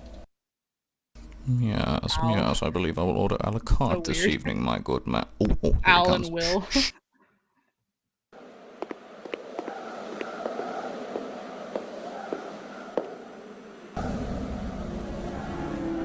Oh my god. No. Forrest. Too bad Diz is gone. She's missing it.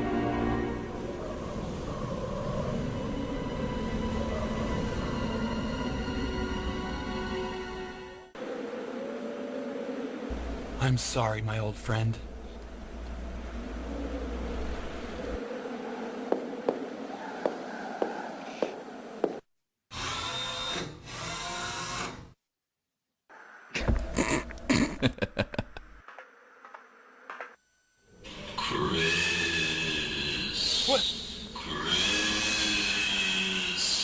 What? Who is that? You know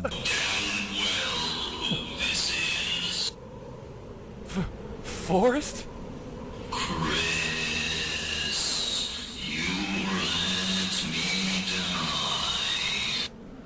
What? It's not my fault. I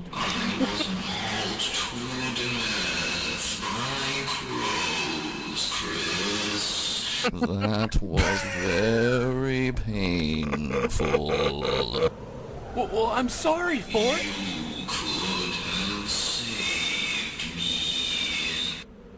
No, I wasn't even... Oh, look at Forrest. He's getting up. Perfect timing. I have... No, that's impossible. Oh my god! No! What the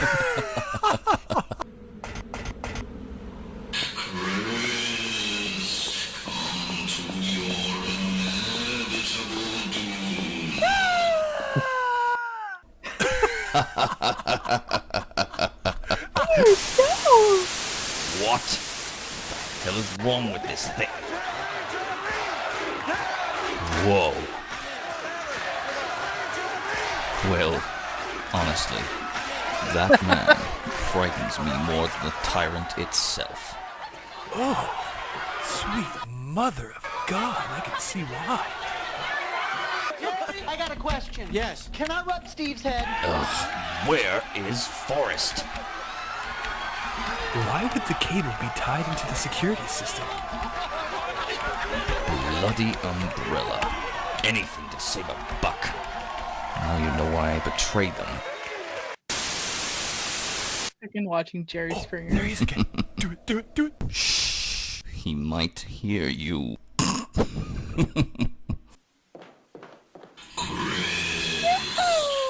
Want to eat your liver with some fava beans.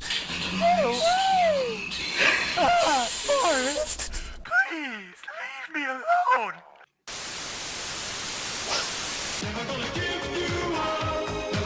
Oh my god. Copyright stuff.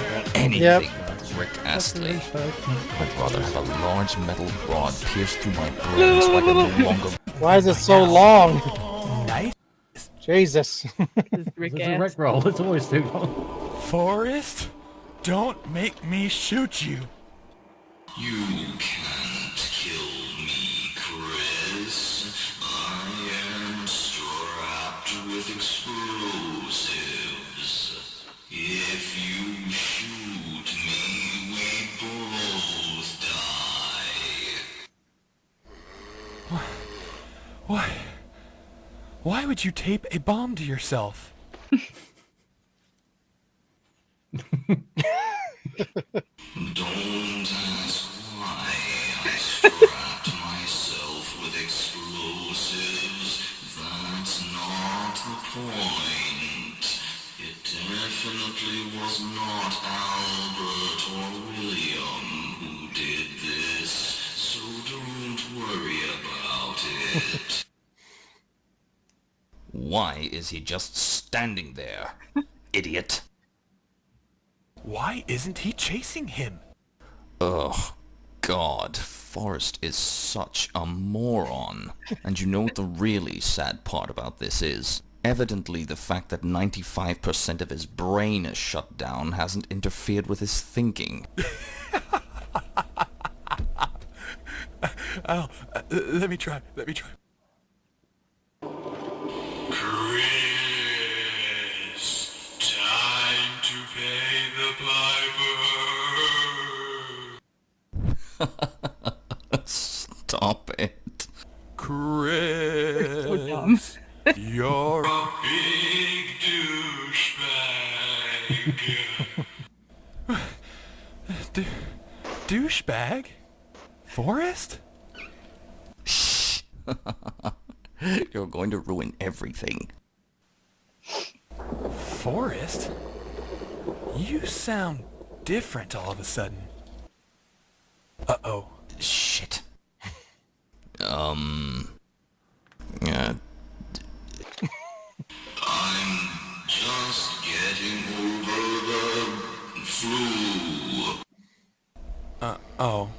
Okay. Makes sense. I have an idea. Just let me back try down. one more time. One more time. No, stop it. You don't sound anything like Forrest. Oh, and you do? Of course I do. I'm perfect. Oh, perfect. Jesus Christ. You'd think Umbrella, the leading manufacturer in, well, everything, could afford at least halfway decent microphones. Just ends there. That's where Diz started doing that whenever we play games. And she's Chris. That's Chipotle Chris. She's always like, no, Shiva, wait for me. God, that was a flash for the past. I know, right? But a good one. A very good one. It's funny though, like seeing it after all this time, like I can just pick it apart, just like my own shit, you know? It's like the fucking contrast and the slow points. It's like, fuck. The But looping. I don't like the looping The of stuff. looping drives me crazy. Even just like reusing the same footage. Like I've done that too, like when I have to, but I'm such a fucking nitpicker these days because I've spent so much time editing and creating shit like that. But like back in that time period, like he did a really good job. Like shit, my first machinima was just straight footage, no edits. Like my first probably like 2 or 3 machinimas that I did, like there were no edits whatsoever. So to see something like that, it's like fuck. Like there's a lot of editing in there. It was the same with the original Dino Supercrosses. It was just one walkthrough kind of play. So it was just like I had to do something with the video footage that I saw. So. Yeah, and it's funny too because like you can tell like the excitement to just put out the thing is there. You know, it's like you have an idea and you just want to make it and get it out there, and like you don't think about things like editing, you know, kind of important. But yeah, it's funny how it changes the entire dynamic when you're creating machinima. But it was a good time. I remember those days.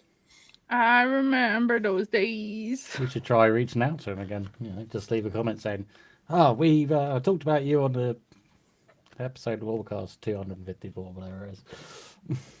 Yeah, I've been trying to find contact information for Andrew Smiley to see if he still wanted to do the Wesker voice. I don't know if he's kind of over it at this point in his life or not. That was a long time ago. But it's really hard to find contact information.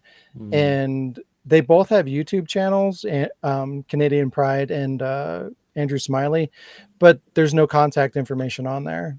You know, like once upon a time, there used to be like a page that would have like contact information and stuff like that. There would be a chat and all kinds of ways that you could communicate with people, but all of that's gone now. So it's become a matter of like digging through to see if there an email, is there a website link, is there another YouTube page where they did lines for somebody where maybe there's information there. So I've been kind of poking around, seeing what I could find. But if I do find contact information, I'll definitely look into seeing if they wanted to collaborate or do voice work or do something like that. That'd be really fun. I mean, you got me thinking. It's like, how did I first contact you? Like, did I just leave a comment on one of your YouTube videos and then find Shattered Souls?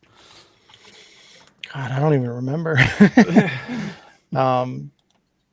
But yeah, I mean, I've actually contacted some voice actors that way, where it's like, you know, when I'm trying to do casting and I'm looking for voice actors, I'll go to like a what is that once I went to Newgrounds and there was a thread there, and I messaged somebody, and the thread was like 10 years old, and for some reason they saw it and they got back to me, and I actually got a voice actor that way.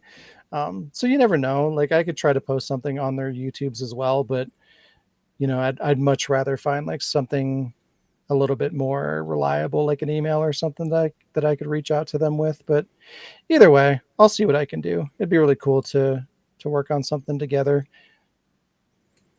But has everybody seen that one before? I believe. Shayla, have you seen it? Yes, I have. Yeah, I'd seen that one before. Yeah, it's a good one. Stop!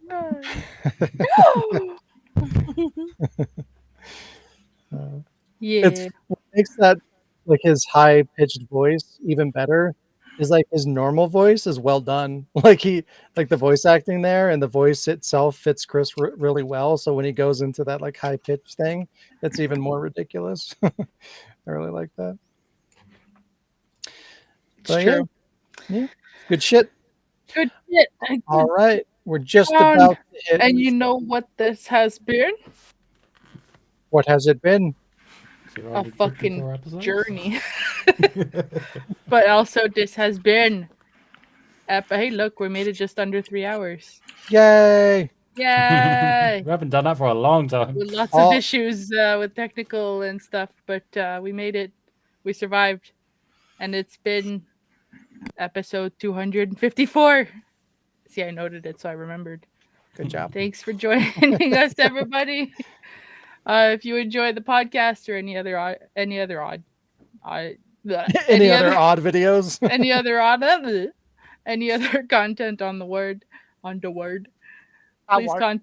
please contact. Jesus Christ! I swear to God.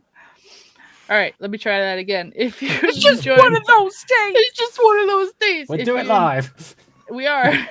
That's the We have problem. been. If you enjoy the podcast or any other content on the word, please consider helping us grow by sharing our content, like and subscribing, and also support us through Like and Patreon. subscribing. Like and subscribing. And sharing. Wow. So you fucked me up now, Shayla. Sorry. And I'll support us through patreon.com/thewordproductions to get exclusive content. You have a great week, and I'll learn how to speak English better and tell Shayla to stop fucking me up. And we'll see you next time. Bye bye. If you don't subscribe,